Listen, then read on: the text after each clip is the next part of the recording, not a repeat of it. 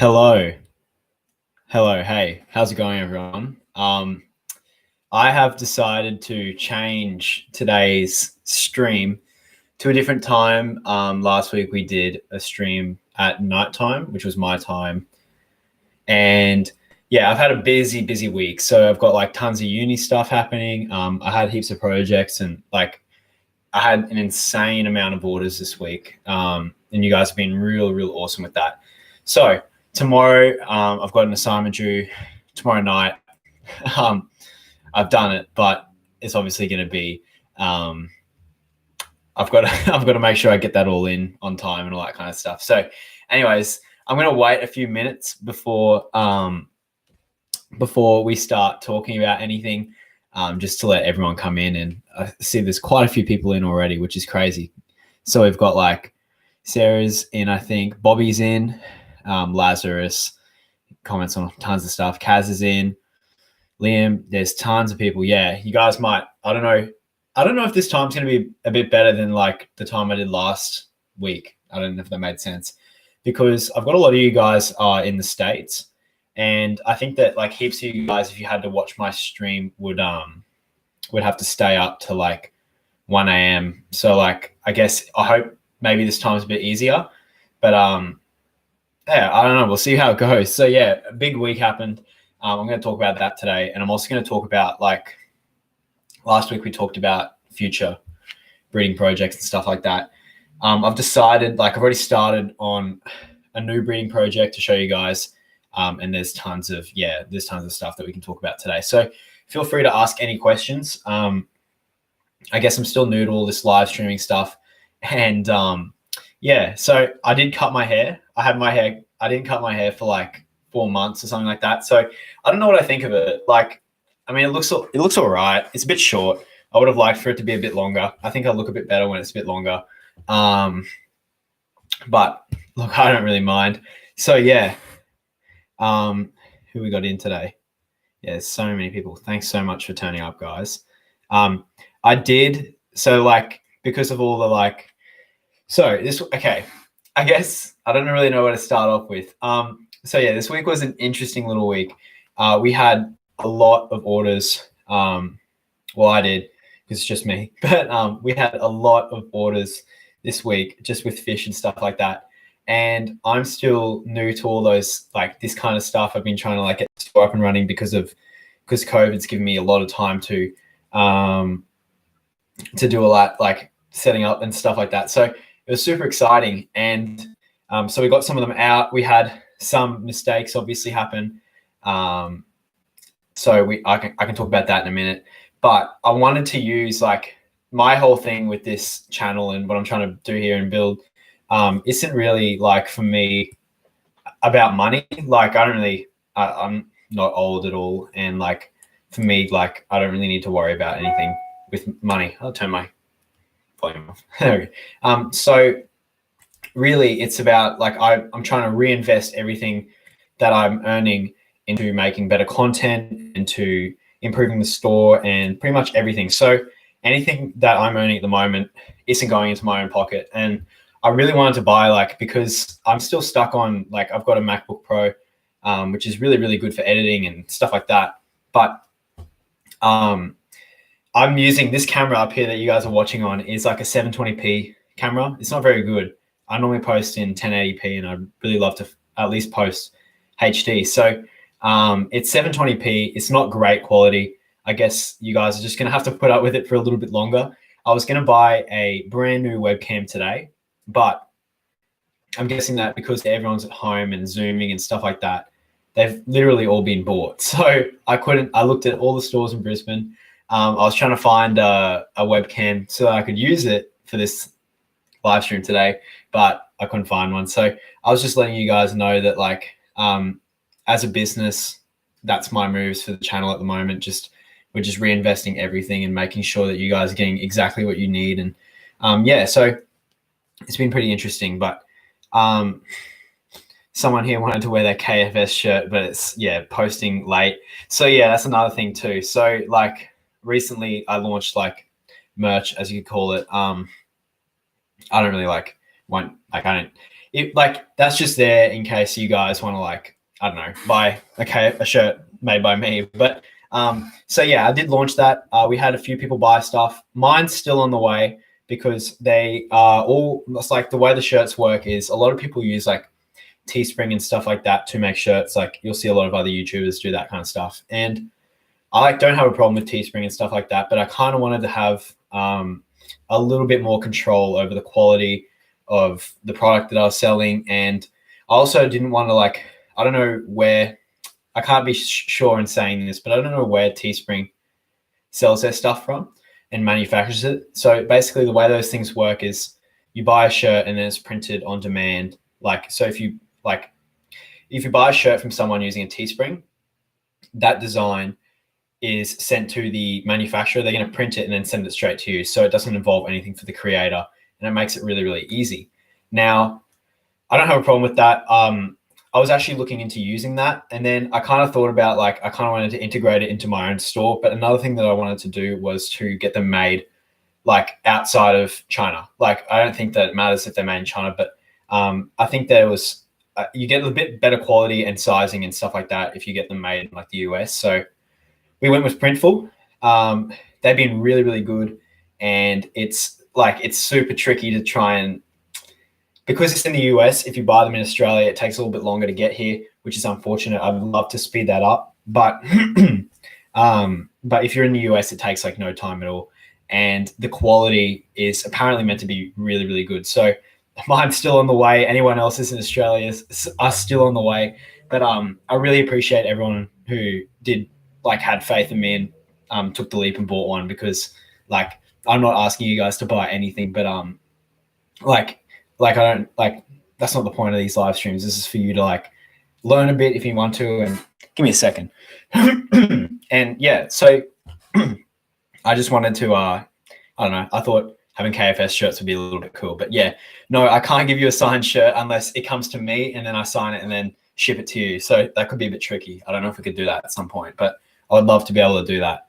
But yeah, USA merch is definitely the best. I've seen a way better quality than other shirts and stuff like that. So yeah, let's rip into a couple of questions too before I start going like super in depth on what else what else happened this week. Because as you guys might be able to tell, what I like to do is just personally as like a video maker, if you want to call it that, I like to like kind of plan my content a bit better than just making a video and posting it the same day. So I like to have a bit of time to reflect on something that I've edited and make it as good and stuff like that before I post it. So normally any content that I make and post as a video has been made, I'd say like at least a day before it's been posted, so that like I know what I'm posting and all that kind of stuff. So where was I even getting at? So yeah, so all of the stuff that happened this week is going to be in next week's videos, and I can't like completely ruin all the like things that happened. But yeah, let's answer a few questions. So first question is from Manuel. Can you keep guppies outdoor without a heater? Yep, for sure. It depends where you are though. So like if you're in my area, which is like subtropical, it can get a bit cold during the winter. So I wouldn't recommend keeping them outside maybe during this time, just because it gets a bit cold. But if you're like in the middle, like right next to the equator, it's going to be consistently warm and you're going to be able to do that. So just be like careful. You don't want your water to kind of get like under 18 degrees and they'll start to get like a bit iffy and are more prone to disease and stuff like that. So just be careful. But you can do it. A lot of people, what they do is they put them in tubs, and then like they call it summer tubbing. We don't really have that culture here in Australia, but in the US, tons of people do it. They put big tubs outside, fill up, like put a couple guppies in there, leave them through summer, and then take them out, and then like before winter, and then it's all safe. So yeah, one sec. My internet might be a little bit iffy as well today. Just give it a second. Come on, internet. Come on. I don't know if it's connected.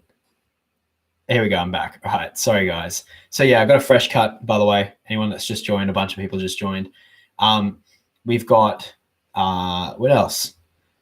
Hey, big fan from WA. Can you do some more breeding, bristlenose breeding? Yep, for sure. Like I did that little mini series. That was kind of complicated because that was in between me leaving the country for a bit, like just like on a vacation and all that kind of stuff. But we can definitely do another series and stuff like that. And yeah, here we go. What else? Hey, so I give my neons live food. They get very aggressive to each other. So for the next it's like 6. Okay, so okay. Hey, I give my neons live foods. They get very aggressive on each other. So for the next 3 or 4 hours, they acted like cichlids, super territorial, chasing each other. I'm guessing that the neon tetra is not a like aggressive fish at all. What you're experiencing sounds like spawning, which could be really, really exciting for you. They don't really nip at fins and stuff like that. But what I've noticed is a female will swim around the aquarium and she'll be pursued by a couple of males. And what the males do is they go for that underneath fin at her. So they'll try and nip at that and like get her to like come and spawn and stuff like that. So they do get aggressive. They're not like actually aggressive. They're just trying to entice her and they get like really excited. So I'm guessing that's not a problem. They're probably just spawning or they're trying to spawn. Like sometimes if your water's not the right conditions, they're not going to spawn, but they're still going to show those behaviors, if that makes sense. So maybe that can help you guys out or help you out there. But it shouldn't be anything to worry about. They're not like anything like cichlids really. They can behave like it, I guess, when they spawn, but not really. So yeah. Okay, so I guess I'm going to start talking about something. Like we've got quite a few people in now. And I think it's important for me to like, I guess I'm still new to all this like store stuff and all that kind of stuff. So it's been super fun. I'm going to set this up. But basically I found like, as with any business, like I've done like a few mini businesses in the past and stuff like that. And I guess this whole YouTube channel has been a little bit of a mini business, but trying to set up like this store has brought me a bunch of challenges, especially when we're dealing with live fish and shipping and stuff like that. So it can be very, very tricky. And often like Aquarium Co-op doesn't do shipping of fish and stuff like that. And that's because what happens is like over there, the shipping can be expensive between states and stuff like that. And they don't see quite enough, like from what I've just understood, is that they can't see it being worth the time when they can work on something else to ship fish and stuff like that. So it's been a big challenge for me. In Australia, you're not allowed to ship to the Northern Territory and Tasmania and stuff like that, just legally because of the biosecurity laws and stuff like that. So that's annoying and that limits your customers. But one thing that we found out the hard way this week was with an order, we got a few of them, like we got from like Queensland, which is really, really easy for me to ship to, Victoria and New South Wales and stuff like that, where they're all really, really easy to ship to because the shipping time takes like 1 to 2 business days.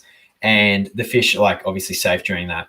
But we had a mishap and like obviously with COVID and stuff like that, there was an order in Perth and I don't know if the customer is in the stream or whatever, but we've like agreed to obviously refund like anything that happens. But we had the order had to go the whole way across Australia. And I was very worried. And like no one wants to send a fish if they're just going to get like sick or die or something like that if they're in the bag for too long, because that's just not like humane. Like you can't just like go and do that. Anyway, so I was very, very worried sending this fish. I was noticed by the courier to still take the same amount of time. And it ended up being like heaps longer. And basically the fish didn't get there in time. So the fish are in a post office over the weekend. We don't know what's going to happen. We're going to have to cancel any shipping to Western Australia at least until COVID's over, because we don't know whether it's part of COVID or like what the whole deal is. But I thought I'd just be completely honest with you guys and just sharing like what's happening, because obviously it's part of like running a business. You got to experiment with stuff like that. And like anything that was shipped that wasn't too far away went perfect. Like nothing happened. All the fish turned up healthy and they were all medicated and stuff like that. And they'd been fasted, so there wasn't any like ammonia in the bags and stuff like that. So that ended up being really, really good. But our order to WA was a nightmare. So we've sent an apology, or I have sent a personal apology to the person that's ordered. I said, look, I don't know, miracles can happen. Sometimes stuff survives, but if not, we're super, super sorry. And basically now we're going to not be able to ship to WA. So it's super annoying, like as a business, but I mean, this is what happens when we have fish and stuff like that. So I guess for me, it's either like we continue to ship fish or like, I don't know whether, because I've been talking to like wholesalers and stuff like that. It gets super complicated and like you can't go into too much like depth, but yeah, it is like, it's hard to like ship fish and anything live in the mail, especially during COVID. So just letting you guys know that like I'm trying my best. But yeah, the other annoying thing was that I booked like every time I do ship, like I ship fish, I always book the earliest time on a Monday to get them collected by the courier. And so I have to wake up like on a Monday morning. Maybe I should make a vlog of this or something, but I literally wake up so early. And like early for me sometimes isn't early for other people, but I wake up super early and then I pack all these fish and stuff like that. And yeah, like just to make sure they get out on the first plane everywhere. And yeah, so it is annoying that they didn't turn up on time, but yeah, like I said, we're learning and that was part of it. So besides that, that's the bad news for the week. That was the worst thing that happened. We had a really, really good week besides that. So a lot of people, again, got their orders. They were all happy. And yeah, like that was super fun and rewarding. I was super happy about that. But we also got to sell a bunch of stuff to the local fish store, which was good. And there's going to be a vlog coming out for that. So we offloaded like 40 angelfish that I bred. That was super exciting. That's like kind of a weird thing that I can talk about, I guess, in this live stream. And so it was cool. We offloaded a bunch of Epistos as well because the local fish store needed some. And what else do we do? We got some Bristol nose plecos out the door as well. So this kind of like cool because I guess I don't breed like fish for profit, as I'd say. I breed fish because I enjoy it, but it's super cool to see like a lot of like it takes quite a long time to get like once you buy, for instance, angelfish, it takes quite a long time to actually get fry, and then to get fry to grow up and sell, it takes even longer. So it's taken me a year and a half to finally sell to my local fish store some angelfish that I had to raise up myself, get a pair, breed, and stuff like that. So for it to happen this week felt really, really weird because it had been so long. But yeah, it was super cool. So anyways, we got some questions in here. Can I breed corridors with natural light instead of LED lights on a timer? Yeah, you can breed most fish with natural light. Like obviously you don't want to keep like a tank in natural light. Like if you keep a tank in sunlight, you run the risk of getting massive algae blooms because sunlight is just so much more powerful than an LED light. So you run that risk. You can do it like sometimes when I breed and spawn neon tetras and stuff like that. What I like to do is just because I don't want to run like LEDs for temporary setups and stuff like that. So I just I leave them in a window, and then the window light comes on. Or like, well, the window light doesn't come on. The sun comes up, and then we get some natural light in, and then they start breeding. So you can do that too. But yeah. What else we got here? Haircut. Yeah, I got a haircut.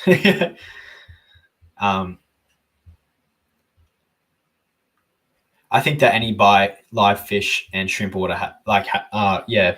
So any company that sells live fish and shrimp, it obviously has bad orders, and like most of the time, it's actually not the business owner's fault. It normally comes down to the courier and stuff like that. It's annoying. Like, but as long as you can have like 99% of the time, it's going to turn up. Okay. Like you can't like. You've got to account for mistakes, but you can't like completely prevent them. Like it's always going to happen. But yeah. What else? My fish are actually brilliant. Thanks, Nick from Kaz. Yeah, thank you so much for ordering stuff like that. I really did appreciate it. Hey, can I ask a question about Epistogramma cacatoides? Yes, everyone can drop in your questions if you want to ask them, because I've got I'm going to talk about a lot of stuff today. So if you have any questions you want to ask me about breeding projects and stuff like that you're working on, or anything really, I don't care. It doesn't have to be fish related or anything like that. feel free. Do I collect caps? I don't know what that means. Like, caps. No, I just seem to have a lot. I used to play a lot of golf when I was a kid, so I've got heaps of caps there. I've also got like a little mullet there. That was for a Halloween costume once. That's still there too. So I still got a mullet, but yeah. Well, I don't have a mullet on now, but I've still got the mullet there too. So I don't collect caps, no. But I have a ton of them. I got like some, what are they? Yeah, there's a bunch of random stuff there. I should probably clean that up one day. Yeah, on the door behind. So the other thing we have to talk about today too is the future breeding project that I've started to work on. So we're going to talk about that in a minute. We've still got like some people joining in and stuff like that. So we'll wait till like anyone, like all the diehards are in here that like comment first on everything and stuff like that, which I absolutely love. Have I ever considered keeping, I can never pronounce that, but shell dwellers, I know. If you have kept them, do you have any tips on them? So I've never kept them. I personally don't know anything about them because normally when I like buy a fish or start keeping a fish, like before I get the fish, I just learn everything about it and try and like know everything about it. I've never kept them. I've definitely been interested in them. They look so cool. But the thing is, I like to keep a lot of like fish that you can keep. Sorry, someone just ripped up the street. I like to keep a lot of fish that like you can keep together and breed together. So for instance, like the angelfish and stuff like that, I can keep with rainbow fish and all kinds of stuff and bristlenose plecos. And I find that like, yeah, there's obviously exceptions to that, but with shell dwellers, it's like you're kind of limited to just having shell dwellers. And like for a guy with a limited amount of space that I'm allowed to have at the moment is like, I'd love to do it. Like I kind of want to keep every fish, but for me, it doesn't make a lot of like sense economically on like a fish tank space kind of term for me to get that. So I would love to get them. I have no clue. I couldn't give you a tip. I guess the only tip I could give you is to keep them with shells, like which isn't helpful. But yeah, what else we got? So how personable are they? How hard are they to breed? Do you think a beginner could breed them in a community tank? Okay, so I think we're talking about pistogrammas here. So I guess I might as well just say it. So the next breeding project that's underway is going to be the Apistogramma cacatoides series. So I'm putting a lot of effort into making that as detailed and to get you guys the best yield possible. They've been a real fun fish for me to breed. I've been super lucky to get them to breed, and by no means would I say that they're an easy fish to breed, but like breeding them doesn't have to be hard. So I guess what's happening is for like, I've learned a lot of things breeding these guys. They were like, when I was much younger, when I was like 14 years old, I remember seeing like YouTube videos and stuff like that. I used to just binge YouTube like hard. Like I was on that fish tube grind. I'd like watch so many people. I'd watch like, back when King of DIY was called Waru Joey, I'd watch all of his discus videos. I used to watch like Steamfort back when he was like first starting. I think, I don't know how long he's been on, but I watched a lot of him, like Swisky, Aquarium Co-op, like all of them.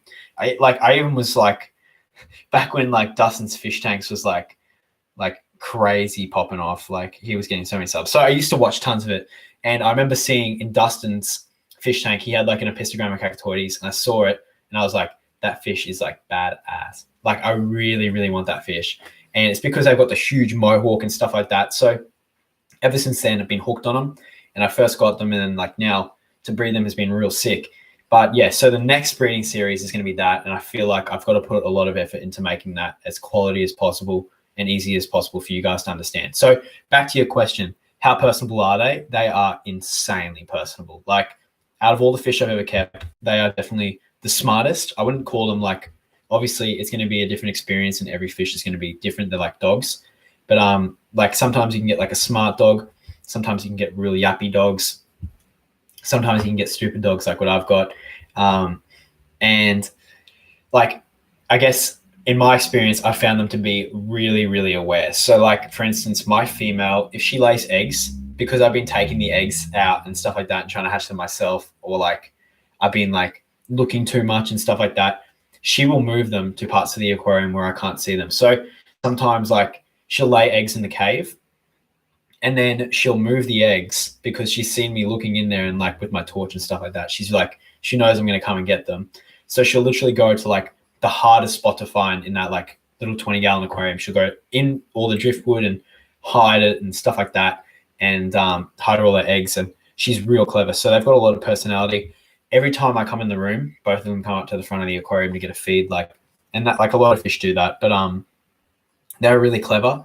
They're super smart. How hard are they to breed? I'd rate them like, honestly, if you're a beginner, maybe I'd try and breed like, if you bred guppies and stuff like that, your next step up's going to probably be like an egg scattering fish. So like a Danio or something like that. And I'd rate that like about a 3 out of 10 hardness. A guppy is like obviously going to be like a 1 out of 10. It's not hard at all. And then I'd say like after that, you should probably move on to like a more trickier egg scattering fish, and then maybe like Crebensis or something like that. And then your next step up after that is going to be like this guy. So I'm not trying to like scare you guys away from it because it's not hard. The thing is though, the purchase price for the fish can be quite expensive. So any mistakes could cost you just a lot of money. But out of 10, I'd probably rate it like a 7. I don't like, it depends too. Like a lot of people have to lower pHs and stuff like that, which can make it real tricky. But like, and if you like have never had any experience doing that, then it's going to be tricky. But I wouldn't like, if you live in an area with really soft water, it's going to be the easiest fish ever to breed. They'll just start breeding themselves. So not tricky. And could you breed them in a community tank? So I would like advise against it. You might get like a few spawns and a pair in a community tank, which a lot of people actually I'd recommend to do. So like these guys breed in pairs. So like what I'd recommend is, I got really lucky. I bought a male and a female, and it took me forever. I can probably get into that story a bit later. But it took me forever to get my pair. And I got a male and a female, and they just started breeding. Like they just paired off and chose each other. So I got really lucky. But for a lot of people, I'd recommend what you do is you buy like 5 or 6 of them, put them in a big 4-foot community aquarium if you have that, and then let them grow up, and then they'll choose their own pairs, and you'll get a few spawns. But the chances are, because they're in a community aquarium, they'll get scared, stuff like that. They'll eat the eggs and all that kind of stuff. So they're much better off in an aquarium by themselves. So yeah, I've got a lot of questions to catch up on. So we've got heaps of people here. Okay. I'm probably going to need to at some point get like a mod, because yeah, like a lot of people just like spam and stuff like that. But yeah, all right. If we could like not spam, that'd be good. Just so I can get some other. I'll get a mod at some point. But yeah. What else we got? Do you ever let your angelfish raise their fry? So because my angelfish are in a community aquarium, there's the other angelfish in there from when I raised them up.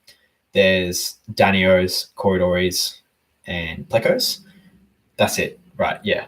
I don't let them, because if they were just going to have a bunch of like a big cloud of fry around them, it would look really cool. But I don't know if they'd even get to that point before they eat the eggs, or if like I'd be able to catch any of them out. So I personally just don't bother. I just take the eggs out and hatch them myself, because I've gotten really good at that. So I use like methylene blue and hatch them myself. Super easy. That's what I like to do. I don't personally take them like let them do that, because just it doesn't make sense for me to do it. If they were in their own breeding tank, it'd make a lot more sense. But don't bother. Yeah, so yeah, I got hooked on Apistos after a care guide of the Agsizi Fire Gold, which look sick. They are so cool. I definitely need to start breeding some of them. So that aquarium co-op release. So yeah, I find that like the Apistos are weird little fish, because like, I don't know if a lot of people keep them or what, but they've always been like a bit of like a puppy dog fish to me, like in my opinion. A lot of people, I'd recommend keeping them. Like they're like an actual pet. Yeah, a lot of people like get addicted to them, and I find that like once you get one set, you kind of want to breed a bunch of other different types, because they're like a collector kind of fish. They're a bit like a betta, but I think personally I like them more than a betta, because they're a tropical fish. But yeah. Wow. Okay, we're gonna have to just one sec. There we go. Anyways, I had 8 neon tetras and 2 died, and my water is on the harder side. Is that the problem? So I'd say maybe if okay, so like the neon tetra comes from, I've talked about this in a lot of videos, but like, yeah, I'm gonna boost my seat up a little bit. The neon tetra comes from the Amazon, and they live like in the Orinoco River and stuff like that. And they're a blackwater fish. And a blackwater fish comes from really dark, tannin, muddy water, like really like dark and really, really soft water. So less TDS and all that kind of stuff. They want like less TDS, they want a low pH, and that could be why. I found them not to really be like you can't really kill them like by having like moderate water. So like a pH of 7.5 is like pretty okay, and like a decently high TDS. But like if you're running them in like African cichlid water, you might have issues. But I wouldn't say that could be it. There's obviously always the risk of having like neon tetra disease, which can be super lethal and can wipe out a lot of neon tetras. So maybe you got a case of that if you got it new, like if you've got them new. Like there's a whole bunch of stuff that can happen, but yeah. Can male tiger endlers mate with common female guppies? Yes. So like, okay, now we're on to guppies. This has been a real like around the place stream. So feel free to just ask any questions and I'll just go through and answer them. But yeah, so if you get like an endler, because an endler is so similar to a guppy, I think they definitely can like breed together and cross. I kind of recommend not doing it because it can like ruin genes and stuff like that. I'm a purist when it comes to guppies, and I really like them to have like the purest genes possible. So I've never been one to like want to mix the endlers and the guppies together. But feel free to do it if you want to. I don't know if they're still able to breed after that. So like if you breed the endlers and the common guppy together, I don't know if their offspring can breed. Like I know that with certain types of swordtails and stuff like that, if you mix a swordtail and a platy, maybe they can't breed. I don't know what it is. Someone in here that's a crazy fish nerd will definitely know.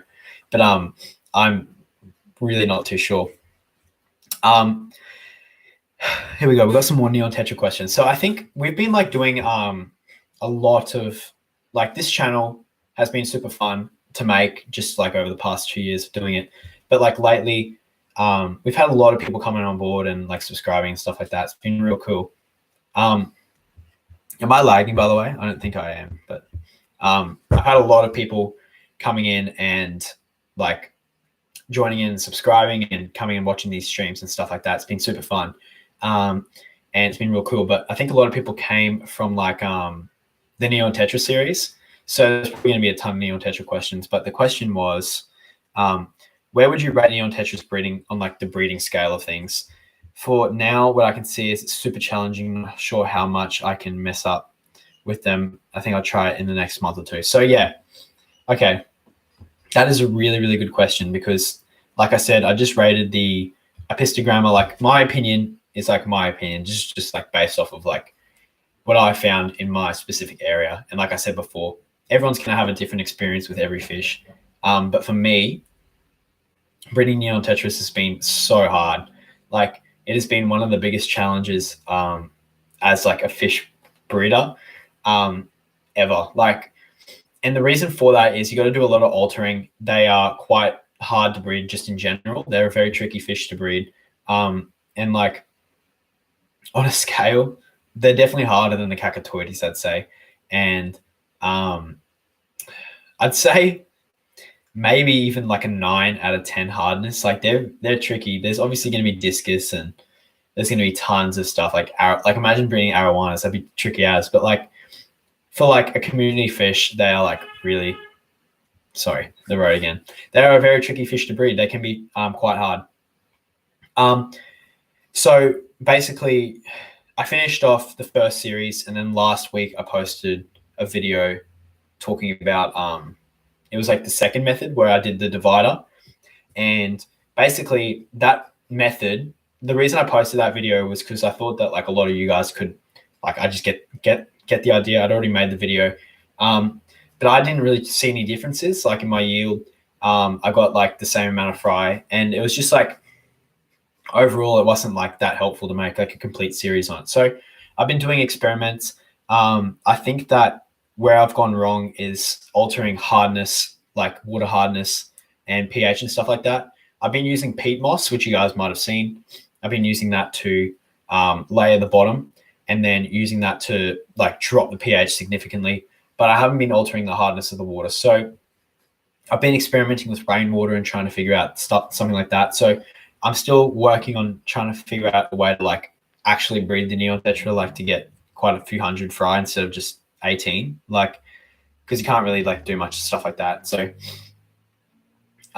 it's hard, but yeah, they're a tricky fish to breed, and like kudos to anyone out there who's actually breeding them really well.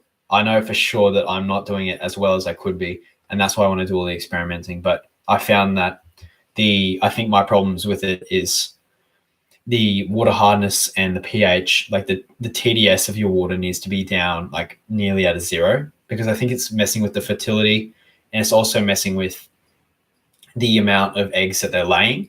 So the pH is getting them to like the pH is coming in and it's getting them to start spawning, but I don't think that they're doing like a full spawn. And the other thing is, I think that they are also not getting prepped properly. So what I mean by that is like I'm not giving them enough time to develop enough eggs, and that might be where I'm having a problem. So yeah. Wow, we got a lot of people in here. What else we got? Do you think I could keep a pair of Cacatoides in a 20-gallon tank with some rummy nose tetras and a Coolie Loach? I don't really care about breeding. I'd be happy if they bred. Yeah, I don't know if you get any breeding. Rummy nose will be okay. They might get like picked on a little bit, but they're quite a fast fish from like what I've noticed. The Coolie Loaches could be a problem because they're bottom dwelling, and the Cacatoides for the most part are going to be bottom dwelling. So your Coolie Loaches might get picked on. I probably wouldn't recommend it. I wouldn't recommend the Coolie Loach. Like I'm going to be completely honest. I'm not like a genius with Coolie Loaches. So maybe some people are having success doing it. I personally don't see it working because the Coolie Loach is like quite a peaceful fish, and they're also going to like kind of conflict with each other. So I wouldn't recommend it, but yeah. Would breeding cardinals be the same as neons? Yeah, they're pretty similar, I think. Maybe even the cardinals are harder. I know for a fact that like cardinals can be like 4 times as expensive as neons, but like 4 times is like $4 a fish. So it's not like you're buying like a $40 fish or like an $80 fish, like a discus or something like that. Here we go. It's made good vids of neon breeding. Yeah, like that was really a fun series to make. I'm not fully satisfied with it yet, like I just said before, because I didn't get it like as good as I wanted. I'm like a purist perfectionist. I don't know, I got a problem with like the breeding fish stuff. But yeah, it was like a fun series to make. I put a lot more effort in, especially in the last 2 videos, to make them as like cinematic and enjoyable as possible, because it's such a complex process that like I knew that a lot of you guys might get like bored if you watched it for too long or like heard me talking about it. So I wanted it to be really easy to watch and really enjoyable to watch. And like I know a lot of people too will just watch it and like not breed stuff. And I kind of wanted to make it as well for those people so that they can just watch someone breed something, and yeah, it'd be real cool. How hard is it to breed Praecox rainbows? Actually, that's a really good question too. Not hard. So at some point we're going to do a breeding series on them too. Yeah, I don't know. So the Praecox rainbows are like, in my opinion, so like I was saying before, after the Zebra Danios, maybe you could go onto the Praecox as an egg scattering fish. In my opinion, maybe my water's really good, but I literally added the Praecox to a tank and added a spawning mop, and I had fry. So it was literally that easy. I didn't have to condition them or anything like that. The one thing I have noticed about Praecox is when buying them from like a pet store or something like that, they can be super, super tricky to like keep alive. They have a lot of problems with fungus and stuff like that. They can become like really yucky. And like personally, I bought them from not my local guy, and I bought them from like another store, and the store just didn't do a good job like quarantining them or anything like that. No one really in Brisbane quarantine stuff, but so I picked up some really trashy kind of Pracox, and I got off really unlucky, I think. And I had to do a bunch of medicating and stuff like that. And yeah, it kind of sucked. But so I lost quite a few, but I found that the quicker I could breed them, the better chance I had at like having future generations. So what I did was bred them. I got a future generation, like I got like a new generation, raised them all up, and now I've got perfect Pracox. So that's working all good. They're an easy fish to breed, but they're not going to like fluctuations and stuff like that. So that's just my little tip there. But yeah, they're super fun.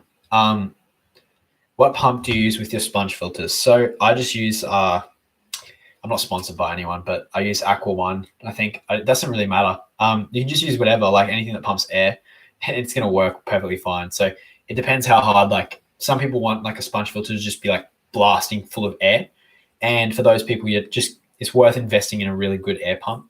But it doesn't matter at all.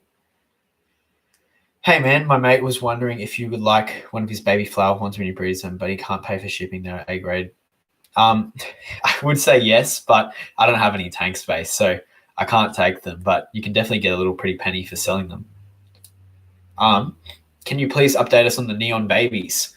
I can make that video if you guys want to see that. They are getting quite big now. The thing I've noticed about as well with the neon fry is that there's like between the sprinters in the batch, like this could actually be a really good topic to talk about for some of you guys. So when you breed fish in your batch, you're going to have like some fish that grow really quick and eat heaps of food. And then you're also going to have runts, like fish that don't grow real quick. So when you're breeding like angelfish and stuff like that, they all kind of seem to stay a very similar size. But with the neons, the oldest in the group and like, well, not the oldest, the fastest growing in the group gets real big quick. And he eats all the food. So there's one guy in there that's huge, got a big blue stripe now. He's got all his red color. He's swimming around so confidently, like crazy. But then there's some in there that are just still so tiny and can barely fit brine shrimp in their mouth. So there is a big size difference. They're all doing good. And if you guys want to see like an update, let me know. But for the most part, I'm kind of done with that batch until they like get sold. I might make a vlog selling them or something like that. But really, it's not like going to be that crazy if I sell them because there's only like $10 worth of fish there. So they've just been fun to raise.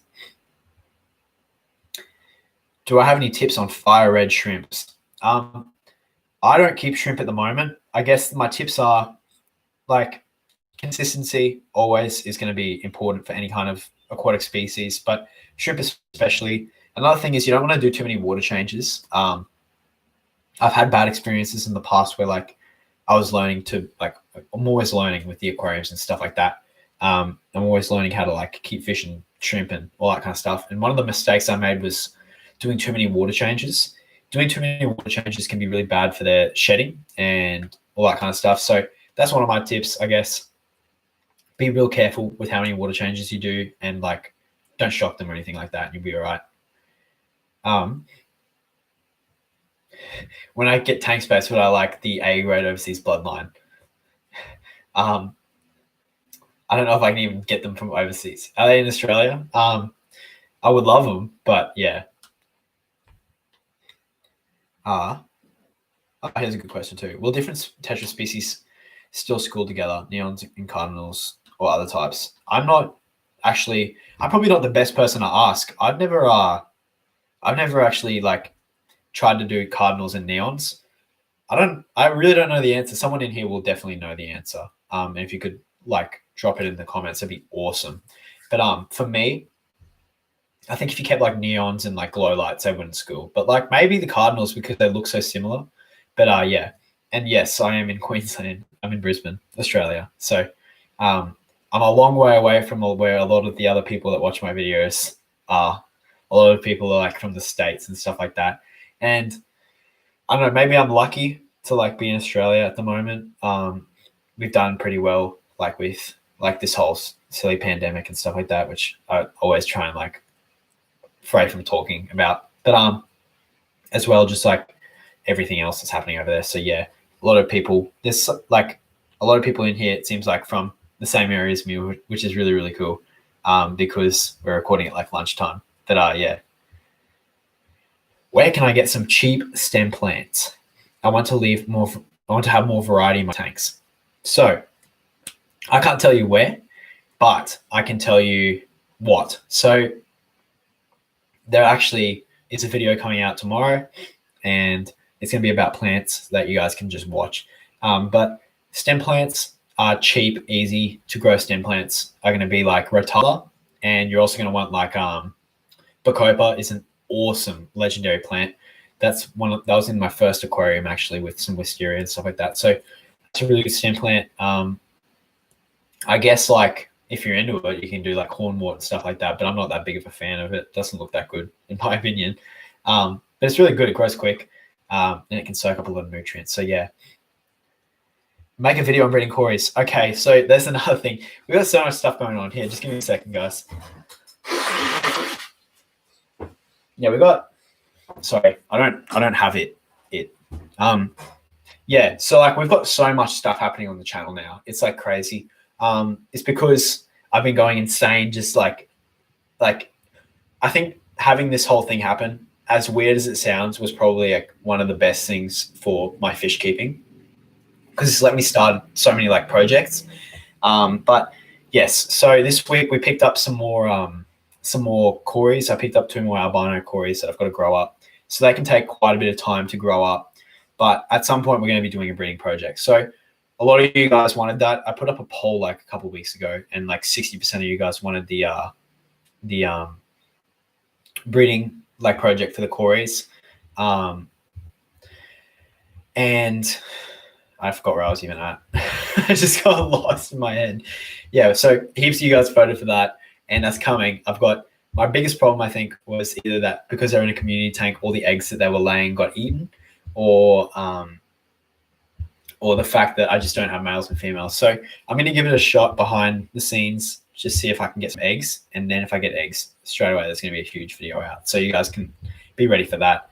Often, like I could just make a video, I guess, like when one of the ones where I sit down and talk about something and talk about it. But I always like want to be as informed as possible to give you guys the best information. So you only really need to like watch one video and then you guys know how to do it. Because yeah, that's just the way I kind of like try and run. But yeah, I have a question. What do you use to test your pH? So I've got like a little cheap pH meter, which works really, really well.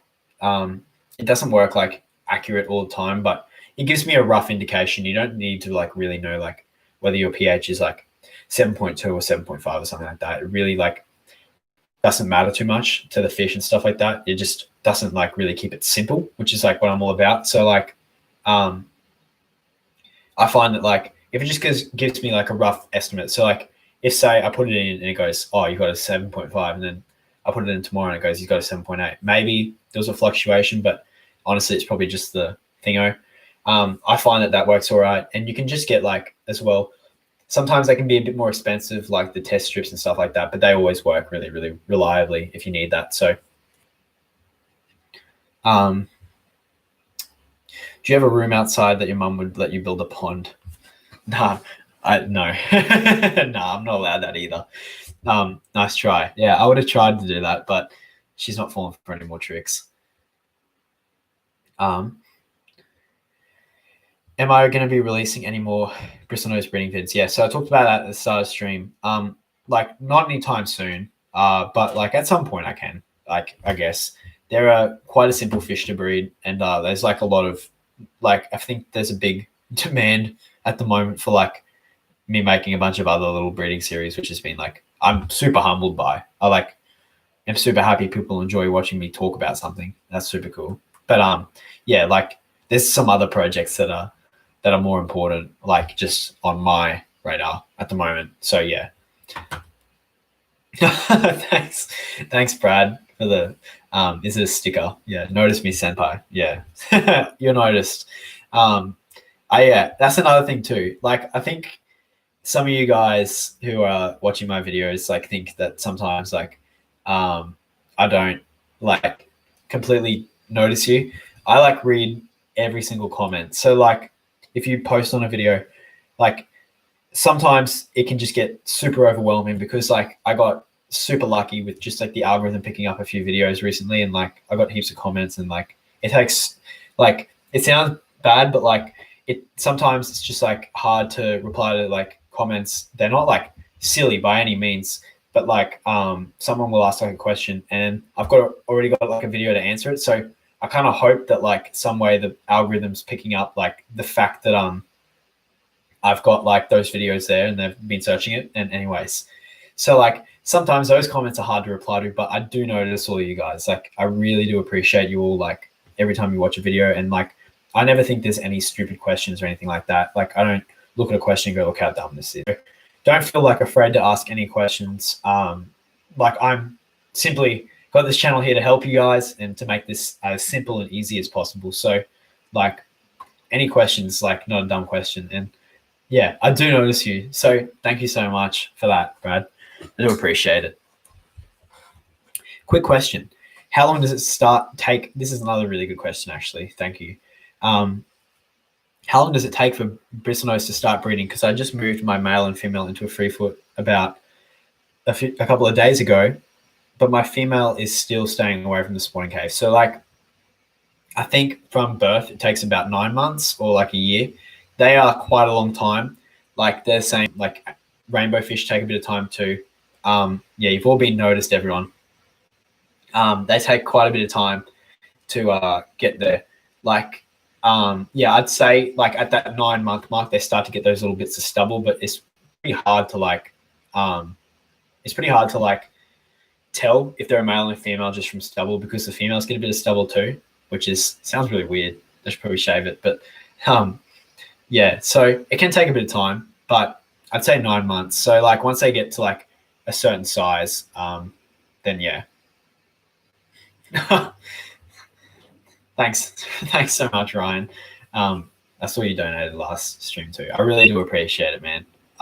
It means a lot, and like I said, guys, it all goes to like the channel again. So like I don't take home any of this stuff. I just use it for like all the money that I've like made from the store and stuff like that gets used for like new camera equipment, which I couldn't even buy today, which it was really annoying. Like I really wanted to pick it up, but thank you so much. And he says, for a coffee or tea or whatever you drink, I'm a coffee drinker, but I've started drinking tea.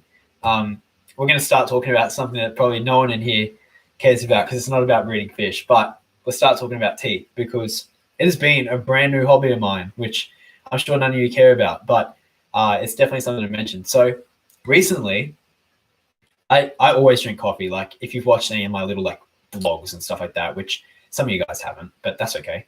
I like have like literally a coffee cup here. We have like a proper machine. And I've learned how to like do all the barista stuff and like make all the like latte art and all that kind of like posh, stupid stuff that a lot of people think is like silly.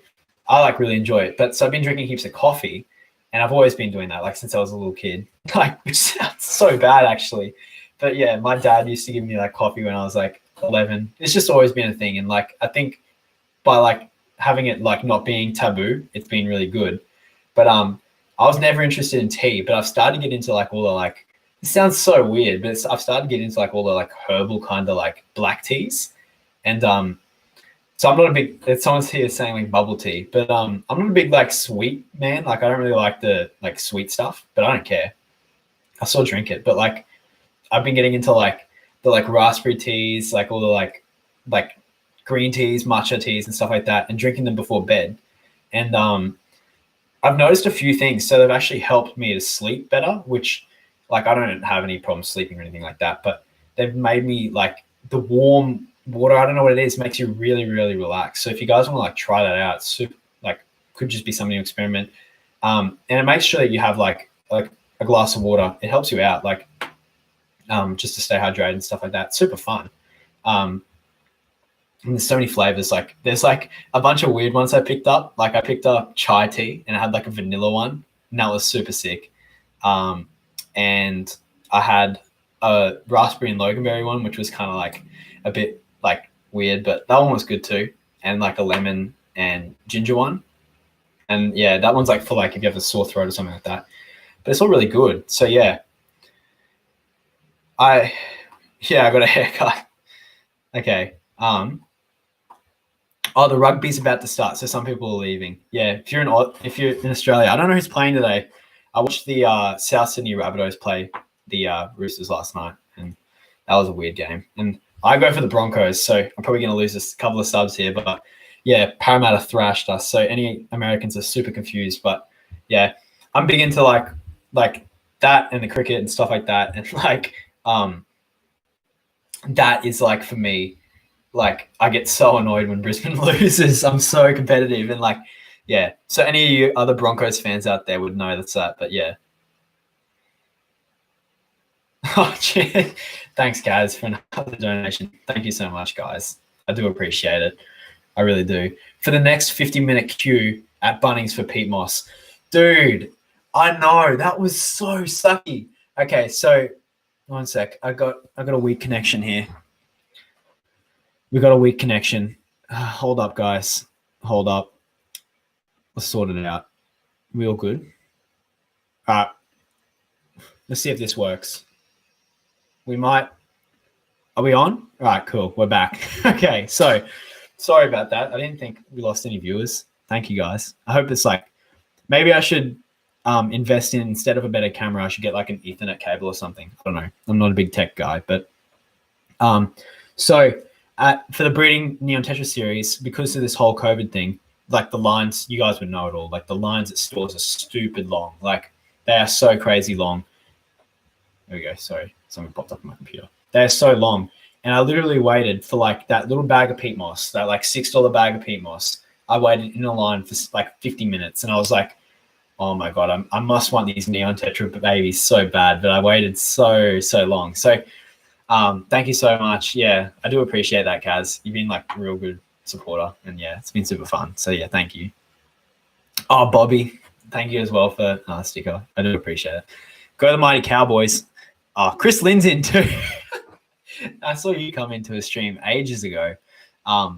Yeah, so I don't think that's the real Chris Lynn, but if you are, mate, we got to actually book an appointment to like talk about your batting because it's been super subpar lately. But yeah, what's the time over here? It is 3:00 in the afternoon almost. So it's about, normally this time I'd be doing editing. I don't normally like record or anything like that this time. So yeah. I got Jungle Val like a month ago and haven't seen any growth since I added Flourish and haven't had any luck.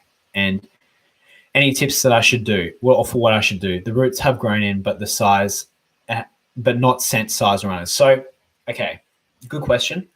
Basically, I'll just try and re-clarify that. So someone's gotten Jungle Val, they've added Excel, is it? No, Flourish Excel probably. And they haven't seen any like great growth. So the roots are settled in, but there's nothing happening, like they're not sprawling or anything like that. So I've actually seen things like people saying like Excel kills your Jungle Val and stuff like that. So I don't add like, except for my video where I was doing the blackbeard algae removal, I haven't added any fertilizers since. It is like, I think like a urban myth that like that does happen. I didn't see it kill mine. I'd maybe change the fertilizer, or I'd stop adding it because it doesn't really need it that much. And you just got to give it time. Like it's not going to send out runners for like, it takes quite a bit of time. Like when I added it, it took me about 2 months before I started to see it spreading out everywhere. And then once it starts spreading out, it doesn't stop. So I think that it's got to like get mature, like in the substrate and get ready to go. But then the second that it's ready to go, like once it starts, it doesn't stop. Like even if you cut it and stuff like that, it keeps going. So that's my 2 cents or whatever. I'm looking to start breeding and start my YouTube back up, but I want to breed cherry shrimp. Is there anything you recommend, like food plants? Yeah, so like I said before, not too many water changes is really beneficial. You kind of want Java moss. That'll be really good for them too. And then like food, there's heaps of commercial foods you can feed. Maybe even like Indian almond leaves when you can't feed them during the day. And yeah, that'd be really good. But yeah, go for it. Make some videos, send them to me. I'll watch them. I like watch all like kinds of stuff. So yeah, I got so many people commenting, "Go Roosters!" Yeah, go away. Wow, chai, man. Oh yeah, we're back on tea now. I got to be way better. I'm getting way better at this streaming stuff, I think. That's really arrogant to say, but I'm trying to keep up with the chat because there's so many people chatting stuff. Chai, mint, green, orange, Maxwell coffee. Oh, yeah. Do I use my Facebook group much? So I personally don't post in it much. I like admin and moderate it and stuff like that. And I keep like track on like what people are posting and stuff like that. Just if I can help people, like if people post stuff. But the main reason I started the Facebook group, I think the same time I started the channel, and like over time it's built up. So like anyone in here who's not in it, feel free to join it. Like, you're all like welcome to join it and stuff like that. And if you guys have any questions, you can post them, and all the people in here will probably be in there trying to help you. So I personally don't post much in it anymore because like most of the time, if I'm going to reply to comments on YouTube and in DMs and stuff, if you have like, say someone has like a huge ammonia. Oh man, the internet's bad again. I'm going to wait to keep going. Okay. If someone has like a bad ammonia spike, basically the Facebook group's there to like help them straight away, because I can't always help, but there's always going to be someone on that group that can help you. So that's good. But then like anything, there's also people who just like go and spam like stuff like that, like weird stuff. So I've always got to moderate that. So sometimes it takes me a bit of time to catch up on that. I think another part of the growth of the YouTube and stuff like that is to get some like moderators, because I need people like as more people comment, obviously there's heaps of pelicans and stuff like that come around and just like say weird stuff. But for me to like be able to stop them would be good. Another donor from Brad. Thank you so much again. An idea for a video, a native tank. So yeah, actually that wouldn't be a bad idea. I think I've already got like a native tank kind of. No, not really. That's a lie. Okay, so like that bottom tank that I have with the endlers in it, like that Blue Star Endler colony, which you guys have been abusing me pretty much on the store, taking all of them. Like I'm selling like trios every week, which is, you guys are depleting my population. I might have to put a cap on it, but that's been real cool as well. And I'm glad that like some people are interested in the strain. But so besides them, there's the rainbow fish in there, and they're actually not Australian natives. They're more New Guinea. So I guess I could do like some Australian native rainbows. But then for plants and stuff like that, can be a bit complicated because some of the Aussie plants I don't think are that really good looking. So it's a good idea. I think if you did like Americans do like the bass and stuff like that, and those tanks look way better than what you could do. But yeah. Breeding rosy red minnows. I've never done them, but sorry, my voice is starting to take a toll. I haven't drink of water. Yeah, so that could be pretty easy. I think minnows are quite straightforward.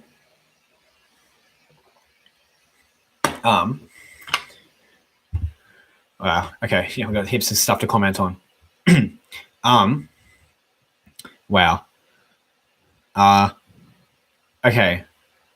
When did your channel rise the most?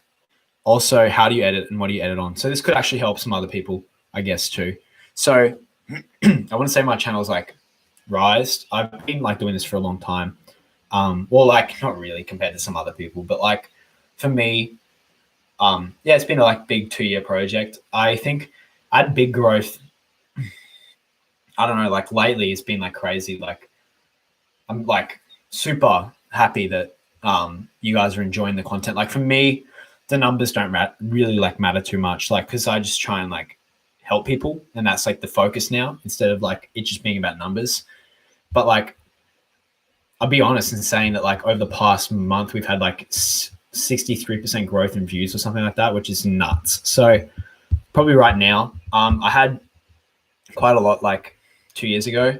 I had quite a few people start to like sub up and stuff like that. And that was when like the channel first kind of got started, and those when I was doing like lots of short videos.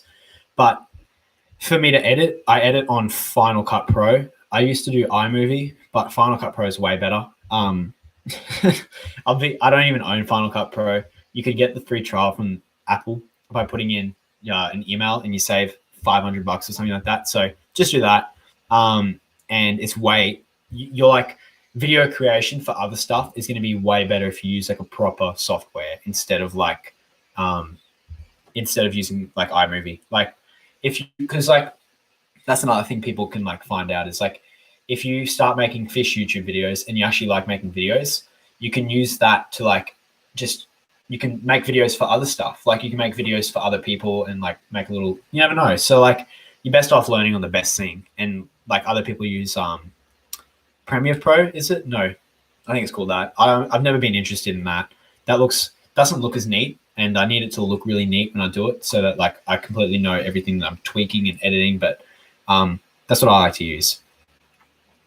I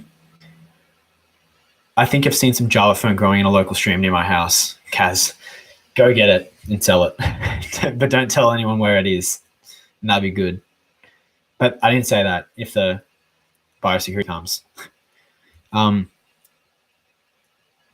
What was the first fish I ever had? Guppies. I had guppies. I had neon tetras and platies in a tank all together, and it had blue gravel. So I started there too. I wish I had a photo. I'm sure that like somewhere my dad's gonna do, because I got it for like my 13th birthday or 12th birthday. I don't remember. It was like a blue planet aquarium, and it sucked.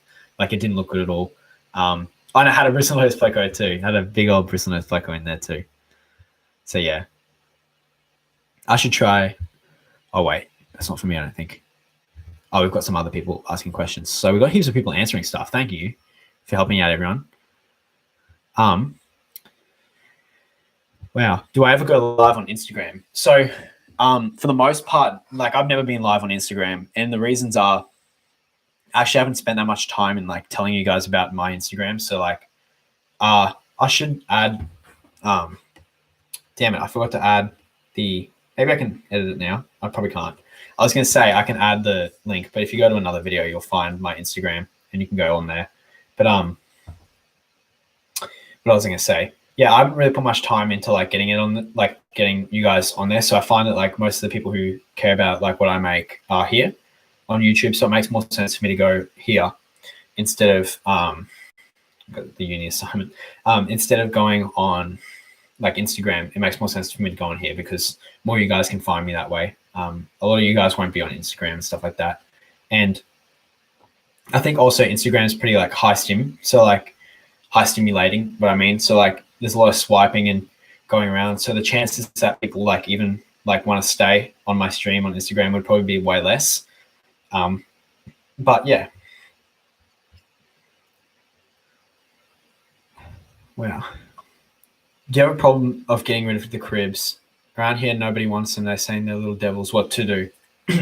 Yeah, so like I found that, so for breeding for profit, like common cribs are just like really not worth it. I don't think people see like a lot of value in them, which sounds really bad, but like I don't think that like people buy them, but like they take quite a bit of time to sell in a store, and because they're quite easy to breed, they don't sell for much. So like I know that a lot of people are breeding like albino cribs, and because they're albino, that makes them worth more. So they might be worth a little bit more, but like if you have fish, you got too many, if you can't sell them, try and sell them for really cheap, but then people might not want to buy them because they're cheap. But if that doesn't go to plan, just give them away. Like don't like put them in like a creek or something like that. That's just like not good for anyone. But like just we'll give them to the store, and yeah. What were my thoughts when I started a YouTube channel? Yeah, that was a weird thing because I started it at like the end of like my last year of school. So it was quite like, I know that there's like a big stigma around having a YouTube channel, and there's so much like, if you go back ages ago, I didn't even like have my face in the videos. So like that wasn't like a conscious decision. I thought that like back then people like, I think it worked back then, but like now it doesn't really work the same. But like people just didn't care about like who was presenting, and like there's heaps of like, hey guys, welcome to the video, and like, but it'd go for like 3 minutes or something before they even got to the point. So back then it was like I just made like 3-minute videos on my iPhone really quick, all the information, and you wouldn't really get judged for that. But like I guess my thoughts were like, I don't know, I liked watching the fish videos, and I thought that I could just make fish videos. I don't really know what the thoughts were. There's no like intentions behind it. I just liked keeping fish, and I saw like at the time I was breeding guppies for profit and like having fun with that, and like YouTube was just kind of like a I don't know, like when you like, because stuff's not always being bred. Like you can't have new fry every day.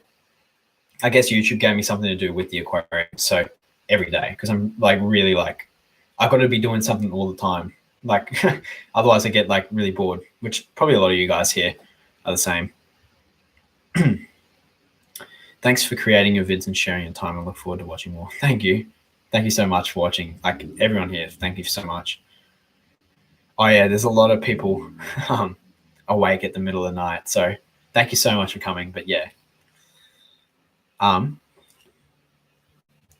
Yeah, so this, what was I going to say? Oh, I was going to ask you guys another question too. So there's, I think 33 people in here, which is like heaps when you think about it. Like, but I know that like some other guys get like heaps, like Aquarium Co-op has like 1K, which is like crazy. The like people who like really like must enjoy like the content a lot. Like I forgot what I was going to even ask. It was the streams. I was going to ask, do you guys want me to keep like doing these weekly streams? Because I find that like it lets me connect with you guys a bit like of a different way. I've talked about this before, but like I find those streams are like, for me, it like I could be making a video right now that's going to do quite like well over time, but I find that like I feel like this time with you guys is way more valuable for you, like if you need to like ask questions and stuff like that. It really lets us connect over like, it sounds so weird, but like it lets us connect through like over social media, because that's what it's kind of all about. And do you guys want me to keep doing it? Because like if people like don't want to ask questions, or like I don't know, don't like the format of it and stuff like that, then I won't continue to do it. But I think that like people are enjoying it, and it also lets me talk about product that I get in and stuff that I'm working on behind the scenes. So anyone who does care about this stuff really does like it. So quickly, we just had another dono from Brad. Thank you so much, dude. I really, like I say it at the end of videos, but I do appreciate it. So we have decided on breeding Corydoras. Yes, they're on the way, like I said before, but we're going to be doing a series on it and stuff like that. So first we're doing the Episto, and we're doing them. And so it looks like a lot of you guys are enjoying it. So yeah, I think that cool. All right. So if you enjoy doing streams and do them, if it lets you connect, yeah. So it lets you like connect with people in like, it sounds so weird, like I said before, but like it lets you like actually talk to the people like besides the comment section, and I can ask you questions straight away and stuff like that. And Kaz just said weekend streams are super handy, and like yeah. See, the thing is, weekend streams are good for me too, because it lets me kind of like, in this weird way, offload a bunch of the stuff that had happened during the week. I run like a really weird schedule where like I need the weeks to block like the way I work, but it lets me talk about it all, get all like all the honesty stuff like out. Like, yes, we had mistakes with shipping this week. Yes, this happened. Yeah, like you know what I mean. So it lets me offload all that stuff. You guys get to know everything if you care about it, and you get to ask me questions and stuff like that. So I've been like enjoying it heaps, and it's been weird getting used to it, because normally I get to, like you guys would know, chop up the videos like crazy, put them all together, stuff like that. So I get to really filter what I say there. But I guess this is like as organic as it's going to get. This is like what I'm like in person. So if you guys ever see me somewhere, I'm going to talk the same way.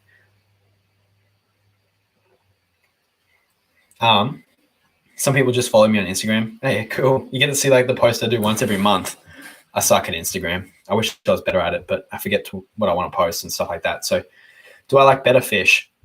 Yes, I do love that. Better Fish are sick. They're cool. They're like little puppy dogs too. I'd like to breed them. We talked about this last stream, and for all the people who weren't here last stream, you're going to like get to learn this. But see, the thing is, when you breed betters, because if I took a better in, I couldn't really take it in as just like a pet, because I'd need to breed it. I don't know what it is about me, but I'd need to breed it. And you need to have like, because they are so aggressive towards each other, you need to have an individual tank space for each single better that you give, like that you breed, because once they start to get a bit older, you need like the males are just going to start killing each other and stuff like that. And the other thing you need is like, people can't just like come in and buy like 8 betters.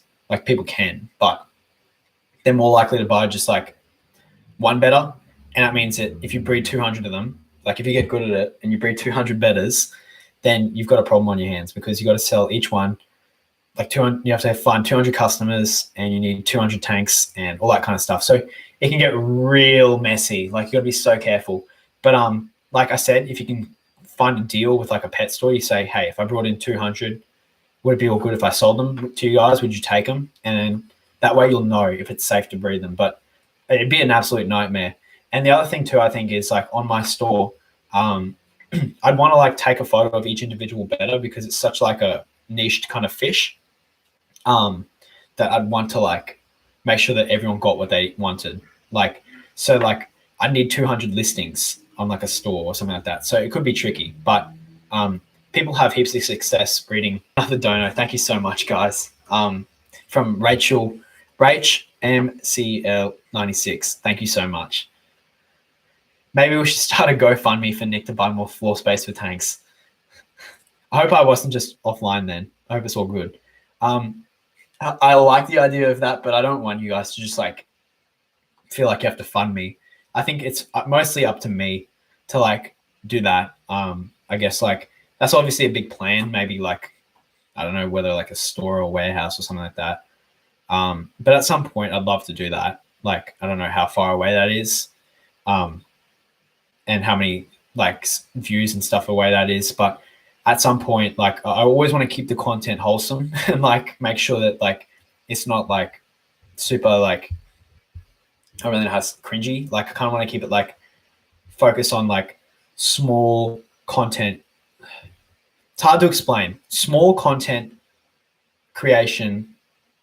I don't really know how to put it into words. You know that feeling you get when you watch like a real small guy and you know that they're small. I love that. So like keeping it like that, but like focusing on being the small guy. But like it sounds really weird. I don't know. That's just me being honest. But yeah, like if I can keep the content wholesome and then at some point expand it, like which will happen. Like yeah, I kind of want to like be able to. I don't want to like beg people for money to do that. Like it's like up to me, I guess, to like kind of come up with a way to do that. So yeah. I've been breeding betters for 2 years. Tell me how much betters you've made. Like how many, was it hard? Like I want to know everyone's experience with it. We legit give you money for content. So sounds legit. Yeah. So like you guys, yeah. So the thing is too, like, I don't want any, like, I don't expect anyone to ever like donate stuff. It's just like literally for me, it's just like, it's like a bonus. Like it's helpful because it just gets reinvested, like I said. But just watching the videos is like, so it helps me a lot. Like I said at the start of the video, it's just watching the video to the end. Like you don't have to, it's up to you guys, but that's why I put a lot of effort into making them really entertaining. Like I think they're entertaining. That's the point. And watching it to the end and stuff like that, just even leaving a like is like so helpful. So all you guys who just push the YouTube algorithm by like liking, smashing the like button, sounds cringe, but it really does help it out. So yeah, you don't need to like buy stuff. Like it's all just there in case you want it. That's how it works for me. So yeah, basically small town, tight knit community. That's what I want. Yes. So like we don't like if so there's 39 people in here now, maybe in like 2 years time, it'll be like a lot more, but I always want it to be like everyone's getting heard and all that kind of stuff. And everyone's getting their questions answered and all that kind of stuff. That's what it's about for me. I don't want to get like, I don't like it when some people get like big heads and stuff like that. And it's like hard to, yeah. So yeah. If you breed, okay. If you do breed a better, do wild type. That would be more dope. Yeah. Because the line bred ones look a bit weird. Yeah. So that's like, if I bred betters, yeah. So the wild type, there's wild types, and then there's like the crazy crown tails and all that kind of like nuts, koi stuff. And the wild types are cool.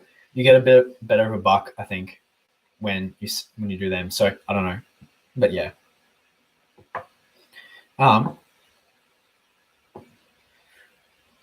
You finally got 43 views on your YouTube video. Sick. Send me a DM with your YouTube video and I'll watch it and I'll give it a like too. Can you do a reacting to subscribers fish tanks? I would love that. Yeah, so I can. I've done like an aquarium review in the past. I watched like what's his name? Fish for Thought. His YouTube's like been going nuts, and his content I really enjoyed watching. Like he does like the fish tank review. And that's like the perfect name. Like I can't just use fish tank review, so I came up with like aquarium review, and like it's like it seems so bad, but like I really did like doing it, and like but I found that like because he'd already done it, I felt like it wasn't. I don't know. I I wanted to like I didn't want to take it from him, so like I could do it. If you guys wanted me to do it, I'd just like call it like reacting to subscribers tanks or something like that, and you guys can send it, and I'll just give you like a couple of little pieces of advice that I would change and do all that kind of stuff, and really focus it around like your tanks. That'd be cool, and we could rate them and stuff like that again. But for the most part, I really focused on like in the past month just making cinematic kind of footage, and I don't know, it's not cinematic, but like really focusing on like getting the video side of things down. Do I ever consider breeding Chili rasboras or other small nano fish like dwarf grammies or wild striped tetras? Yeah, so like I do all the time. Like I said, it's just the tank space. So like, and like, I mean, videos take a bit of time to make, so like it'd be hard to juggle all of those projects at once. But yeah, I like the Chili rasboras look so cool. Like, and the thing is, I know there's a huge demand. Like, if you put up like a post and you were selling them in my area, they go nuts. Like because they are so niche down and hard to find and stuff like that. So it can be really hard, but yeah. What else we got going on? So we're up to the stop, dude. I can refund that if you want me to. That's nuts. Do you want me to? Can I refund that? I can't. Thanks so much, dude. I do. That's nuts. Thanks so much, Brad. Yeah. Yeah, cheers. Thank you. I can buy some more corridors, I guess. I think this has been crazy. No, I can't get a new tank. I'm not allowed to, but I can. I can get a better. All the donos from the stream are going to let me get like a camera. Like that's going to cover it. So wow. That's crazy. Thank you so much. Cheers. My guppies have white poop. Do you know what it is? And can you tell me what I should do to get rid of it? Yeah. So I think I'm informed enough to say what to do. So like when guppies have white poop, normally what that means is I'm guessing it's that like white stringy stuff. That's normally worms and internal parasites and stuff like that. So that can be a real tricky issue to deal with because it can permanently scar guppies and keep them skinny, but you can keep them alive. So like this is a really common issue in my area when you buy new stuff. They come in with this, they spread it around, and it's really hard to get rid of. Now, the best thing you're going to want to use for getting rid of that is you're going to want to use, like, I'd write it down, but like, I think you need a medicine with praziquantel or it's something else. I think praziquantel or I can't remember the other one. And basically just get a fluke and tapeworm tablet or something like that. I'd go with the tablets. I wouldn't go with the liquids. And you're going to want to put that in the tank. And yeah, levamisole, that's the one. And you want to use those two chemicals and you're going to want to put them in the aquarium. You're going to want to medicate once and then it's going to get rid of it. And then the other thing that people forget is that there's still eggs and stuff like that. So the medicine can't kill the eggs, but it can kill the parents of the little internal parasites inside your guppy. So a week after you've medicated the first time, repeat the dose and maybe even a third time after that. Now, the thing is, because guppies are so like cheap, normally buying a $40 medication doesn't make a lot of sense for a lot of people. So if the guppy's really like, I would encourage you to buy the $40 medication and do it properly and keep medicating just to get rid of the issue because it will stay in your tank for quite a long time if you don't medicate it. But focus on that. You got to get rid of it. You got to do the multiple medications. But if it's worth it to you, it's worth it to me if you do it.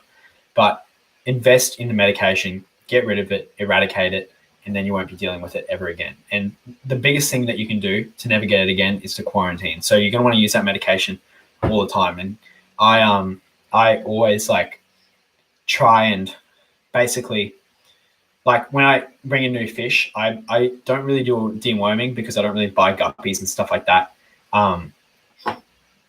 But like when I buy like guppies, I always do a deworming, but normally I do an antifungal and an antibacterial and a quarantine like that. So I always invest in making sure that I don't run the risk of any of my other fish getting it. So that might be something for you to take on, but that'll definitely work. Levamisole, praziquantel, and there's a few other ones, but those are the big ones that I've noticed work the best. I had the issue in my bottom aquarium with all the endlers in it, and I got rid of it by using those chemicals. So that could help you a lot. It's a really annoying issue to deal with, and it's super cruel to just see it happening. But yeah.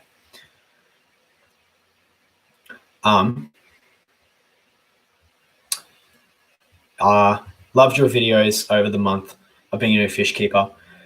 You, along with Aquarium Co-op and LRB, made me start my channel for guppies, and I have 143 subs, so thank you. Yeah, cool. Yeah, thanks, bro. Yeah, I always say it, like most streams I talk about it too. Anyone who has a fish tank and wants to make a video, just do it. Like, bro, just like, sounds so easy, but just go for it. Like, who cares? Just post it. You're going to get better every time you post a new video, and just focus on making stuff that you want to watch. And then other people will probably want to watch it too. So it's fun, but yeah. Yeah, and back again, praziquantel and what was the other one? Levamisole. They're not like really chemicals, they're medications or whatever. Yeah. How to get rid of detritus worms? They are ugly. So you got to decrease the amount of detritus, and they kind of just go away. I don't think that they're that bad. I don't really get them because I never have detritus because I do like water changes twice a week. And I don't like filter the sand and stuff like that because this is actually gonna be something really cool to talk about. But I don't filter sand and stuff like that because of what I'm about to talk about. But I do heaps of cleaning, and I never have detritus really. Like a little bit, but I don't have big buildups of it. So if you can like get rid of the detritus, they kind of just go away because they have nothing to feast on. But what I was going to talk about is this like thing that's been a concept in my head and a lot of other aquarium keepers' heads, I think, recently. So there's a bit of trash on my desk. I'm going to have a drink of water before I start ranting. So what I'm going to talk about is basically this whole concept of having really deep substrate beds and them being like natural filters for your aquarium. So basically in your aquarium, normally, if you don't have bare bottom tanks and stuff like that, if you have a planted tank, you're going to have a real good substrate. So you're going to have gravel or sand or something like that. And when you think about it, I've talked about this in other videos and stuff like that, like in the aquarium myths video. But when you think about it, there's so much surface area available on that substrate because there's hundreds and thousands of rocks and pieces of sand, and they've all got their own amount of surface area. So the bacteria that work in the nitrate cycle all live on surface area in your aquarium. So the reason sponges work really well in sponge filters is because the sponges are full of surface area. There's so much space for these guys to form and to help you out pretty much, get rid of all the ammonia and all that kind of stuff. So I guess the myth really is that like I see people all the time cleaning out the substrates and getting in there and stirring it up and making sure there's no debris and stuff like that in there. Now, I don't have a problem with people going across the top of it and taking all the stuff out, but messing up that stuff is super, in my opinion, it's super bad for the ecosystem. And it's because basically that whole substrate bed could be what is supporting the tank and keeping it like going, like keeping the ammonia like down and all that kind of stuff. And it's actually underrated to think about how much, like people don't really think about it, but those beds are so important to the health of an aquarium. And I'm just gonna say bye to Brad because he did like a heap of donos today. So thank you so much, dude. See you later. But like I was saying, that substrate bed is so important for like the balance of the ecosystem in your aquarium. So that's my 2 cents on it. And that's something to consider. I wouldn't recommend going through like an aquarium and going and like taking everything out because it's just going to like stuff it up, pretty much mix it all up. It'll have to sort itself out again, and it can cause ammonia spikes. So I'm My lizard just got into his basking spot. So yeah, that's my 2 cents on it. And yeah, like that is like something really crucial to think about as well. Like you gotta like clean the top of it, make sure there's no detritus on top of it, but don't go in there and mess it all up. It's super dangerous. Here we go. We got another good question here. Would you say it is best for a beginner to keep a Cacatoides alone or in a pair for a 20-gallon community tank? So like, yeah, so that's a good question. If I was like doing a community tank if I go back to the days I was a super newbie, hopefully if you've been watching my channel, you're not going to do like one of the blue gravel aquariums and stuff like that. You're probably going to like not like stuff up as bad as like other beginners do. That's the idea. So you're going to set up an aquarium with gravel, live plants, probably a sponge filter, and you're not going to set up like a tiny aquarium, but you're not going to go mega huge. So not like over 55 gallons. So like in 20-gallon aquarium, like community aquarium, I would do, because they can be semi-aggressive. They're not super aggressive, but they can be aggressive to each other. If I was a beginner, I'd freak out if I saw any aggression. So my recommendation is just to do one male, because basically if you're not planning to breed them, the male is the pretty good looking guy. He's going to be the spectacle and the centerpiece in the tank. And that's really all he's going to be worth for. Like, I mean, he's your pet, like, but that's like his purpose in the tank. So I would do that. But if you're going to breed them, I get a male and a female. One of the things that I found actually hard this week, and this is something that we had to learn at the store, like regarding the online store, is you have to see, the thing is with apistogrammas, in each tank, you can have like 20 of them, but like there's only going to be one dominant male, and he's going to show all the color, and he's going to be super easy to spot out. But in the tank, anyone else that's a male, they're all going to be in there, but they completely wash all their color out, and what we call them is sneaker males. So they look like females, but they're males, and the way you can tell the difference is really quite tricky, and like it takes a lot of like time, and I'm not a master at it yet. But you can tell by the finnage and you can tell by the shape, because males are huge, females are half the size, all that kind of stuff. So that is something really hard to do. So like often if you go to like an actual pet store, and I'm going to start talking about this now too, because now he's coming a feed. Like I said, so like when you go to a pet store, they could sell you a pair, but like they could be selling you a sneaker male. And I've had to put a disclaimer on my store, and we sold all out of apistogrammas already. And that was really cool. But like the disclaimer is that like, while we try and do our best to pick you guys out a pair, it's like not every time guaranteed that we can actually successfully pick out a pair when they're juveniles, because it's almost impossible to tell sometimes. So we try our best to do it. And I think in the future, the way to get around it is we're going to leave them grow out a little bit longer and get a little bit bigger, so that we can tell based on size and stuff like that. And also they're going to develop more color and stuff like that. But it is very, very tricky. So try and buy like a really old male, someone that's like the dominant male, put him in your community aquarium. It'll be perfect. That is my 2 cents on that. So yeah, here we go. Got another good, I didn't even talk about what I was going to talk about. So this is what I wanted to talk about at the start of the video. And this is something that was super annoying. So the sneaker males, when I bought Diesel, I bought him and I knew he was a male, because he was the dominant male in the aquarium, like at the pet stop. I actually bought it at a pet shop. I didn't buy it at my local fish store because I had to get them imported and stuff like that. Super annoying. So this is when the rant starts. So like, I don't name names and stuff like that, because like business is business. It's hard to run a business, and like mistakes happen and stuff like that. So I'm not complaining to anyone. I can completely understand mistakes and stuff like that. I'm not like the kind of person that's going to go call out someone and stuff like that. So anyways, it's just an annoying mistake for me, because basically where I was buying them from is like 25 minutes away from me, which isn't far. For 25 there, back, it's like an hour of your day gone. So I bought Diesel, and then I bought like a female. And the female, the first time, was not even an apistogramma. It wasn't even a Cacatoides. It was a McMasterai or something like that. So I called them up the next day after they had gotten all their color back, and I was like, what the heck? Like, I got like this. I didn't like go rude. I was just like, hey, I like think there was a mistake or whatever. Basically, can I just return it and like swap it for another one? And I went back. They actually swapped it that time, but they gave me then, instead of a McMasterai, and I was after a Cacatoides. They gave me a Agassiz. So I was like, really? And I wasn't mad. I was just like, whatever. But I've wasted 2 hours driving at this point, there and back and there and back. And then I took them back, and then I didn't have anything. So I had to go home with nothing. I just had diesel. And then they had to import one, and it took 3 weeks. So it took me like 2 months to find the female. So that's why it was such a grind. Like, I make it seem so hard, but it was such a grind. The hardest part of breeding the epistogrammas was getting them. So hopefully now heaps of people in my area have them. But yeah. It was this we talk about. It's me and the company. I wish there was more people, but I can't afford it yet. It's not big enough. And like I've noticed too, that's another thing I've learned about in the channel, or like with the store, is how much time you actually spend like packing stuff. Like waking up in the morning, packing it all up takes a long time. So yeah.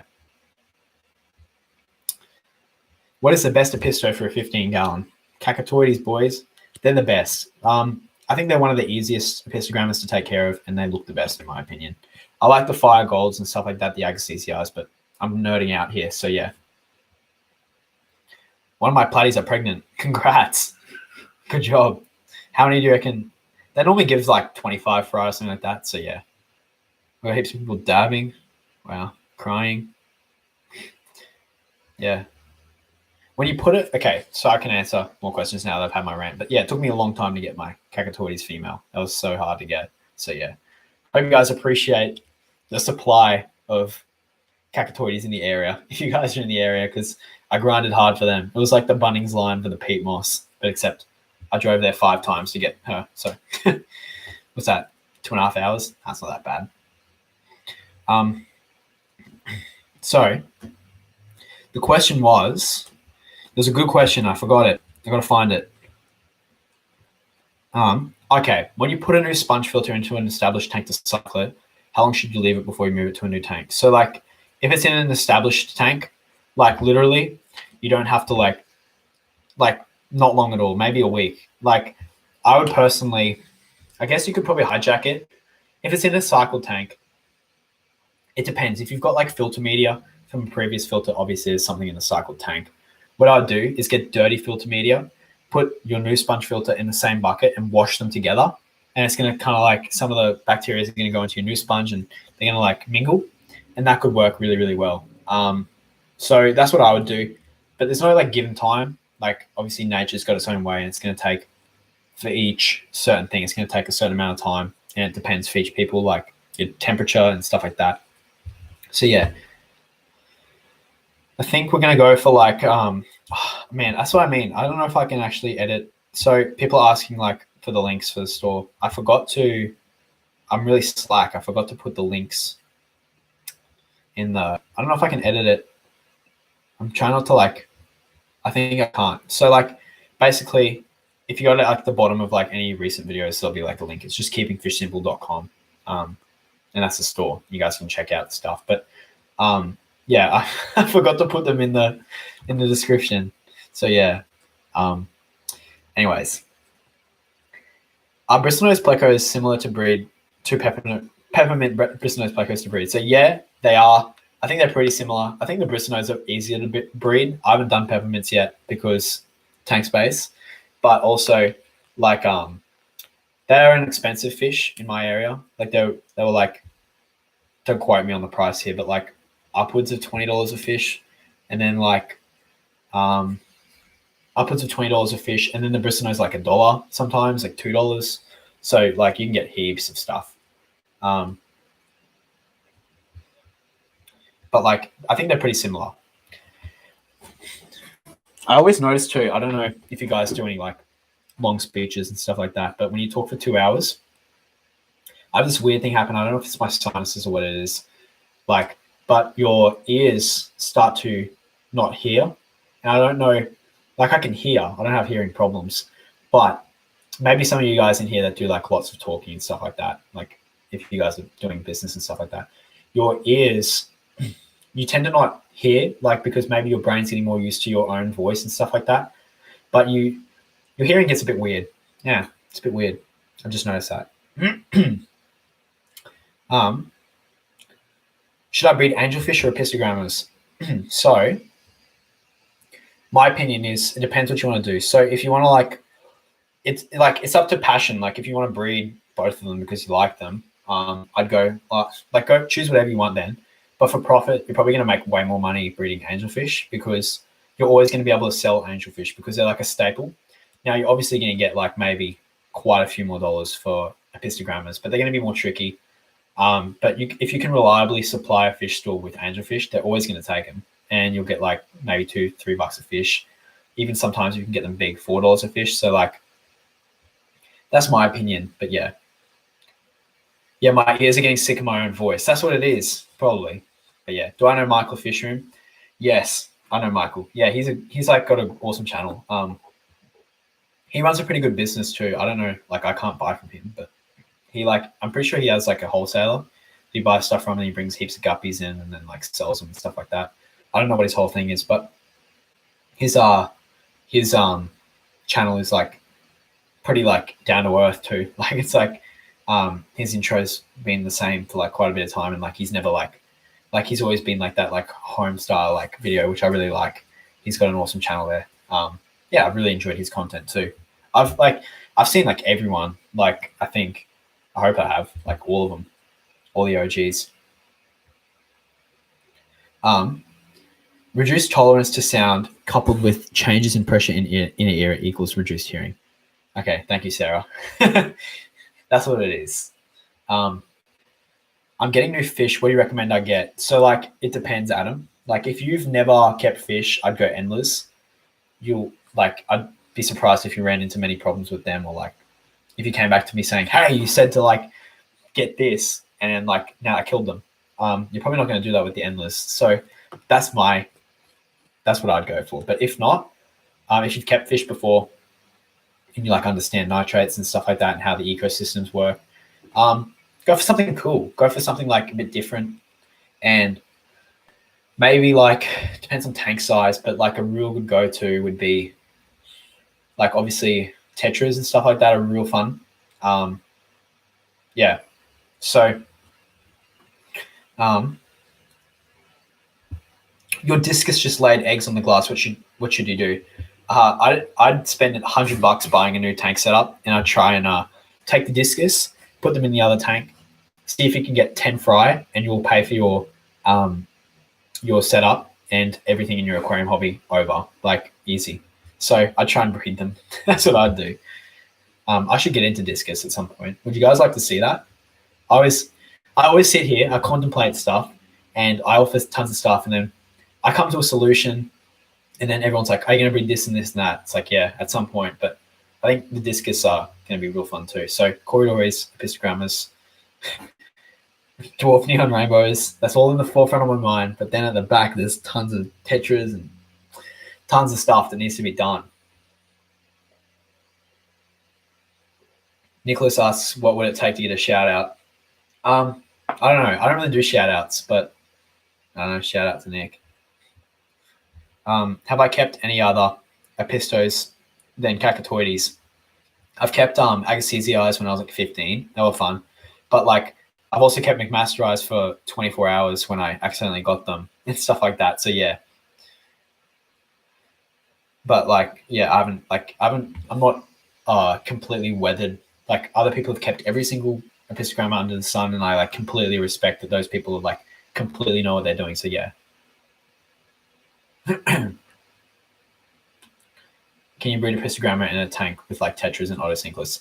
Yeah, actually that'd be all right, because you can do that. And the reason because you can do that, like I wouldn't go with smaller stuff, because like I can imagine Diesel could smash a neon tetra. He could easily eat one, but like maybe some of your bigger ones you could do. But because they're more top dwelling, mid dwelling, and Diesel's more of like their pistogrammas stay down the bottom, that would work in my opinion. So yeah. Hopefully I will be an OG like you one day, bro. I try upload every few days. Hard work. So hats off to you. Oh, thanks, man. I wouldn't consider myself to be an OG. I'm not. I'm a 19-year-old kid that's been making videos for like 2 years. So like, yeah, there's tons of way more OGs, like 500 video people. And like, those are like the gods of fish keeping. Those are like the legends and the people who've been keeping fish for so long. But me, I've kept fish for, I guess 7 years, 8 years, 7, yeah, 8 years this year. I'm not an OG, but yeah, the videos do take a lot of effort sometimes. Sometimes it's super easy, and sometimes I'm like completely not satisfied. So yeah, I hope you guys can see that. Like I put a lot of effort into those, like the intros and stuff like that. I've been experimenting with that stuff. So yeah, that's been fun. But thanks for watching the channel at least. How do you keep guppies so healthy and alive? So yeah, heaps of people saying water changes and stuff like that.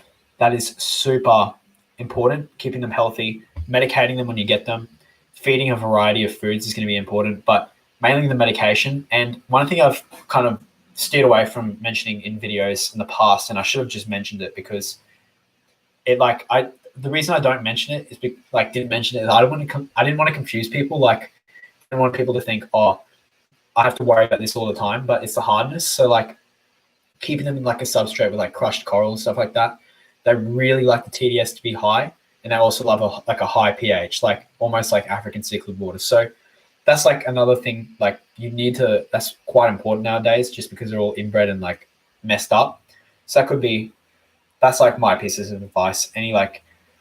Basically, if you could summarize everything I've ever talked about in a guppy video and just try and implement that, that's what I do.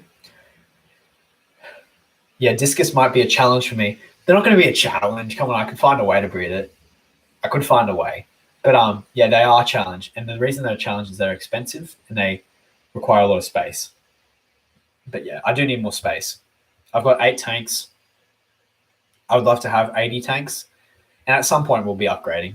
Like hopefully I'm moving out of having in my mum's old kitchen, which I was very lucky to have. And I can hopefully get into like an actual warehouse or something like that and start doing it. So yeah. Here's a good one. Selling your fish to fish stores versus selling to your customers, benefits and cons, maybe a video idea. So yeah, I can talk about that real quickly if you guys want me to. So like the thing is when you sell to a fish store, kind of like your reputation's not really like on the line. Every time I sell a fish to one of you guys, I always medicate it, try and make it as healthy as possible and make sure that they arrive alive. That's like my priority, is that they get there alive and you guys are satisfied. Now, look, if I stuff up an order, I could have someone yelling at me and there's people that go like crazy and stuff like that. They're just like, and like I guess I can understand it. Like imagine like a fish, people get sad because they ordered like a pet and then the pet arrives dead and they've been like attached to it. So like I can understand that stuff and I completely sympathize with it. But like your reputation's on the line if you don't fully meet the customer's satisfaction on that.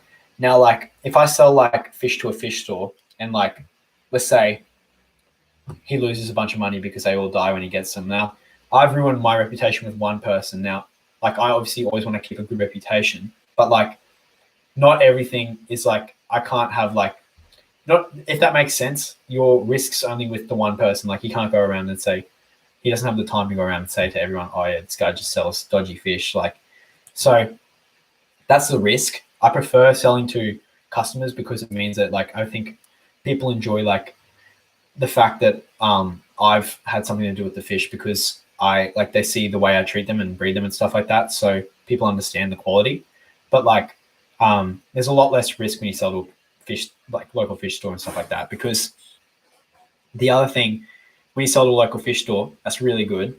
You make less money per fish, but you get rid of them all at one go. So like you can just like, if I needed to be liquid, I could just sell to a local fish store and get rid of most of my stock. So yeah.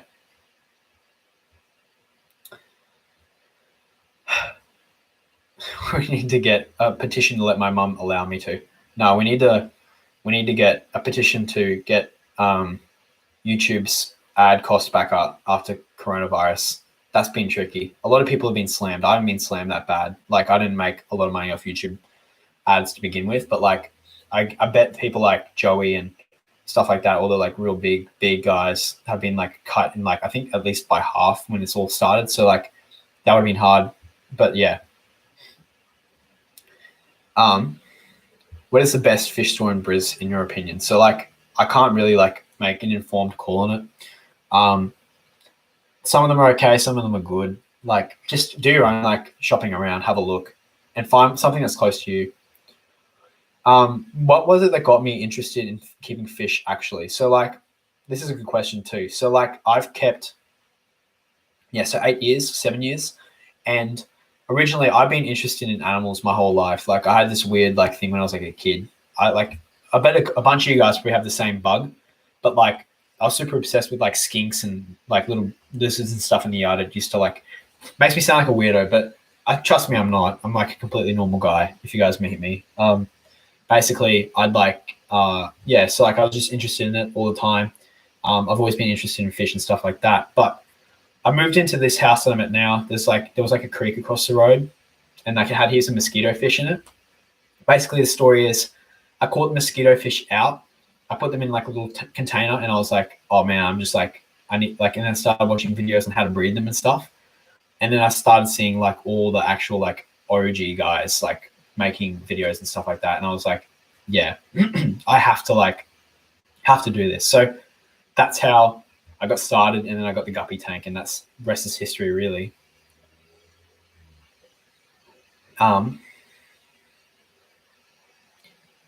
What is my water change schedule? So like, yeah, every 3 to 4 to 5 days, kind of. There's no like day. I don't have like a water change day. Because like I find that just personally myself, I need to like, as much as I need schedule, I can't be like held to a task that's like continuously the same every week, like at the same time. My like life doesn't work like that. So like, whenever they need it and whenever I can offer it is what kind of when, like if I'm bored, I've done everything I need to do and I just want something to do, I'll just clean the fish tanks for fun. Like, that's just how I am. But like, there's no real schedule. I think I aim for twice a week. Sometimes it's 3 times, sometimes it's once. It's like the kind of thing where like normally the fish tanks are quite old now, so like they've all got that like old tank stuff going on. They're all about like almost 9 months old, some of them, and then some of them are like 3 years old now. So like some of them will go okay without having a water change for 2 years, but like, and I wouldn't do that. But like, that's the truth. So like, it's not like if I miss a day that the fish are gonna die. But big question. Okay, this could be good too. If I supply to my local fish store sometimes, do you reckon that I should sell some? I should sell my. Okay, I'll start it again. Sorry. If I supply to my local fish store sometimes, do you reckon I should sell my fish myself, or is that dog? Because I mean, they are big enough and they don't rely on me. It could be more profit. So like, yeah, that's a good thing to consider because at least you're thinking about it from like a business point of view. Now, my local fish store knows I sell to other people, but I think it's not a problem as long as mostly the stuff I sell, I don't sell to my close regional market. So like, I don't sell to like anywhere really near me.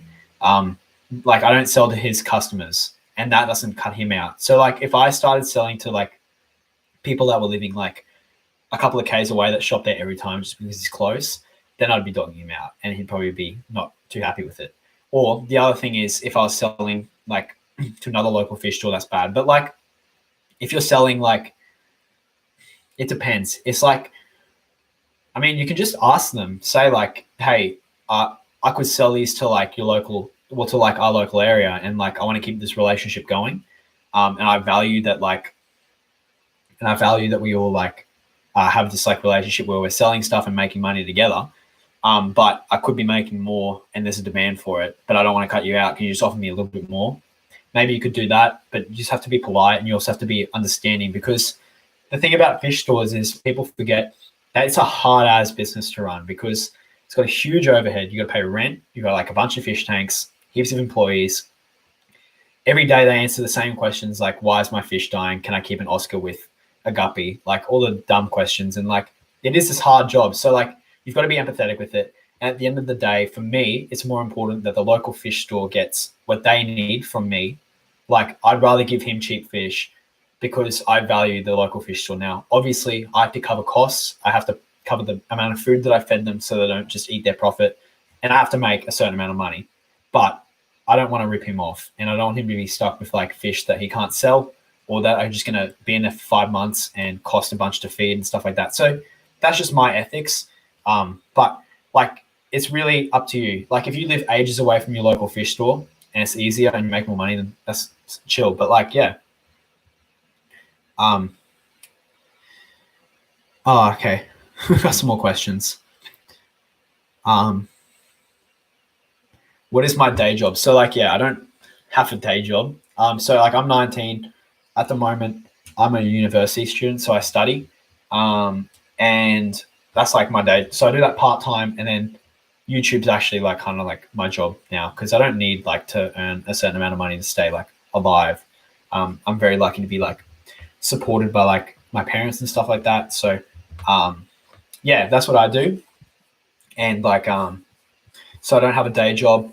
I've like worked in the past and stuff like that, but at the moment, like, I don't really spend a lot of money, if that makes sense. I don't just like go and buy clothes. You can see that the shirts I'm wearing, I've got some KFS shirts on the way, which has been real cool. Because you're not like a real YouTube channel until you get like a KFS or like a channel t-shirt. But got some of them on the way. But you'll notice that I don't wear like crazy clothes. I wear 3 shirts and 2 sets of pants and stuff like that. Like, I don't really need to have a lot of money to spend and stuff like that. So that's why I get to put a lot of the money that that we like, well, I make on YouTube and from the store and donos and stuff like that goes straight back into it. Like, it's it's all about growing this for me. So yeah. No, I don't work at a fish shop. I wish I did. That'd be cool. I could learn a lot from working at a fish shop. But I don't know. I think it could be a conflict of interest because I've got the YouTube, like working at a fish shop. I think like a fish shop would be either worried that like I would go and make my own fish shop, or I think that they'd also be worried that if like they did something to me, I'm not this kind of person at all, like, but they'd be worried that I'd say like, don't go shop there or something like that. And no, I wouldn't. That's like, that's my opinion. So like, I probably wouldn't get any chance of being employed, but yeah.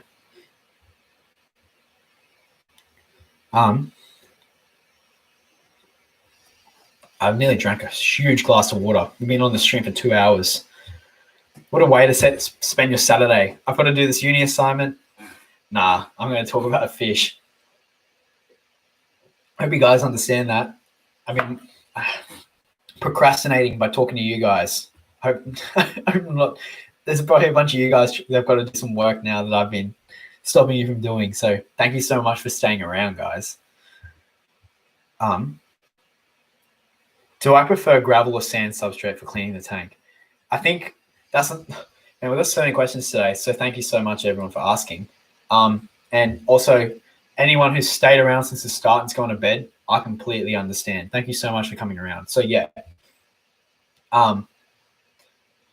But what was I going to say? Oh, someone's complaining about how I use the word like as a filler. Yeah, I do use like a lot. I think that's probably like a generational thing. Okay, I'll try and consciously stop it. Do I prefer gravel or sand? So cleaning, gravel is a lot easier than sand, and that's for a few reasons. So like, okay, this is as you like, but gravel, because it's got because it's got bigger, heavier particles, cleaning around it is a lot simpler, and sand is really, really easy to suck up. So cleaning is definitely easier with gravel now. I don't really keep big gravel. I keep like very small particles. So that could be something to consider. Like, my gravel's more like a sand hybrid kind of thing. But yeah. I also only sell a few select fish types. Yeah. So there's also reasons for that.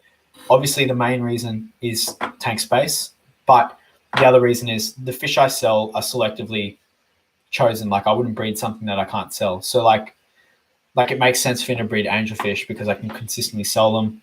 It makes sense for me to sell epistos because my area doesn't have any, and like it's kind of like an oddball fish. And then the special endless and stuff like that makes sense too. But yeah.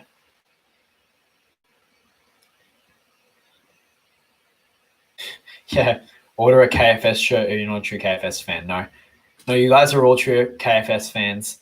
If you guys are watching this stream, anyone that watches my video is I I don't like using the word fans, but like, thanks so much for watching though.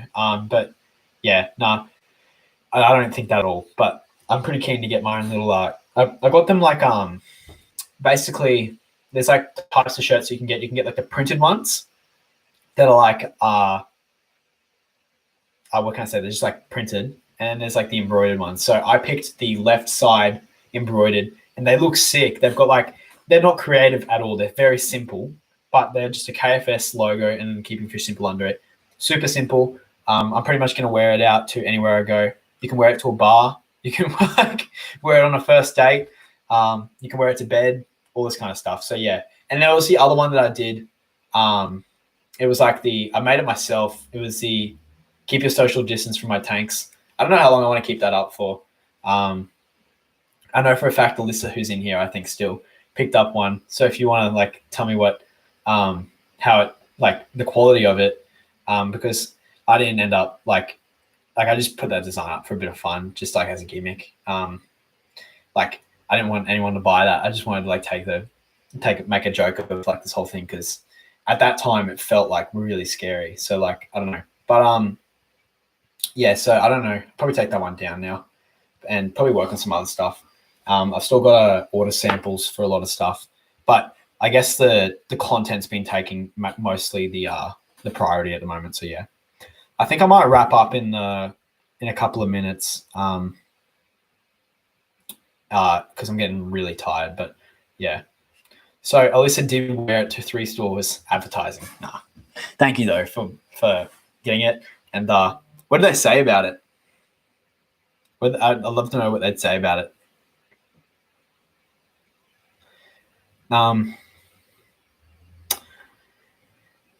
Oh, here we go. What is my opinion on organic garden soil substrate tanks? So I actually really like it. I said Kaz. Sorry, man. I just saw those tanks and they work out to be really good. So that's like the method. I can find it out. Yeah, I think my connection's gone a bit bad, but okay, I'm back. It's starts with a W something method, Wallstad method or something, and it works really, really well for like not having a filter and stuff like that. So yeah, I don't have a problem with it. I think you use like there's a certain type of soil. So like I know that I don't remember it. I couldn't tell you, but I think I'd love to try it. But like my kinds of stores don't really matter. My kind of fish tanks don't really matter for it. So yeah. All right. I think yeah, Wallstad. Yeah, so anyone who's ordered a shirt, it's on the way. I always like offer a guarantee, like it's going to come at some point. Obviously, this entire problem that's been happening in the world is holding it back a little bit. It's somewhere in the post. It's coming. Mine's on the way too. Like I'd love to have mine, but yeah, it's been annoying, and yeah, it's on the way. So thank you so much for ordering them. But yeah, I think we might wrap it up here. So it's been 2 hours. I'm having a hard time hearing myself think now. I've pretty much given you guys the big wrap of basically what I've done this week. And yes, so the Epistogramma project is underway. The female is super fat. She's having water changes and stuff like that to try and induce her to breed. And there's going to be a detailed video out on how to get the eggs, and then another video on how to raise young and all that kind of stuff. So yeah, thank you so much for hanging around, guys. Thank you to everyone as well who donated. Feel free to you don't have to donate at all. I don't expect anyone to donate and stuff like that. So I'm really humbled by that. I feel really special. Thank you so much for helping out the channel and stuff like that. I really do appreciate it, guys. So you guys have been legends. Sounds really Australian to me to say. Absolute legends. Maybe next stream we'll put on the mullet over here. I don't know. But I noticed you all, guys. I see all you, by the way. So yeah, thank you so much for watching, guys. I really appreciate it. And yeah, I'll see you guys next week. So yeah, see you guys.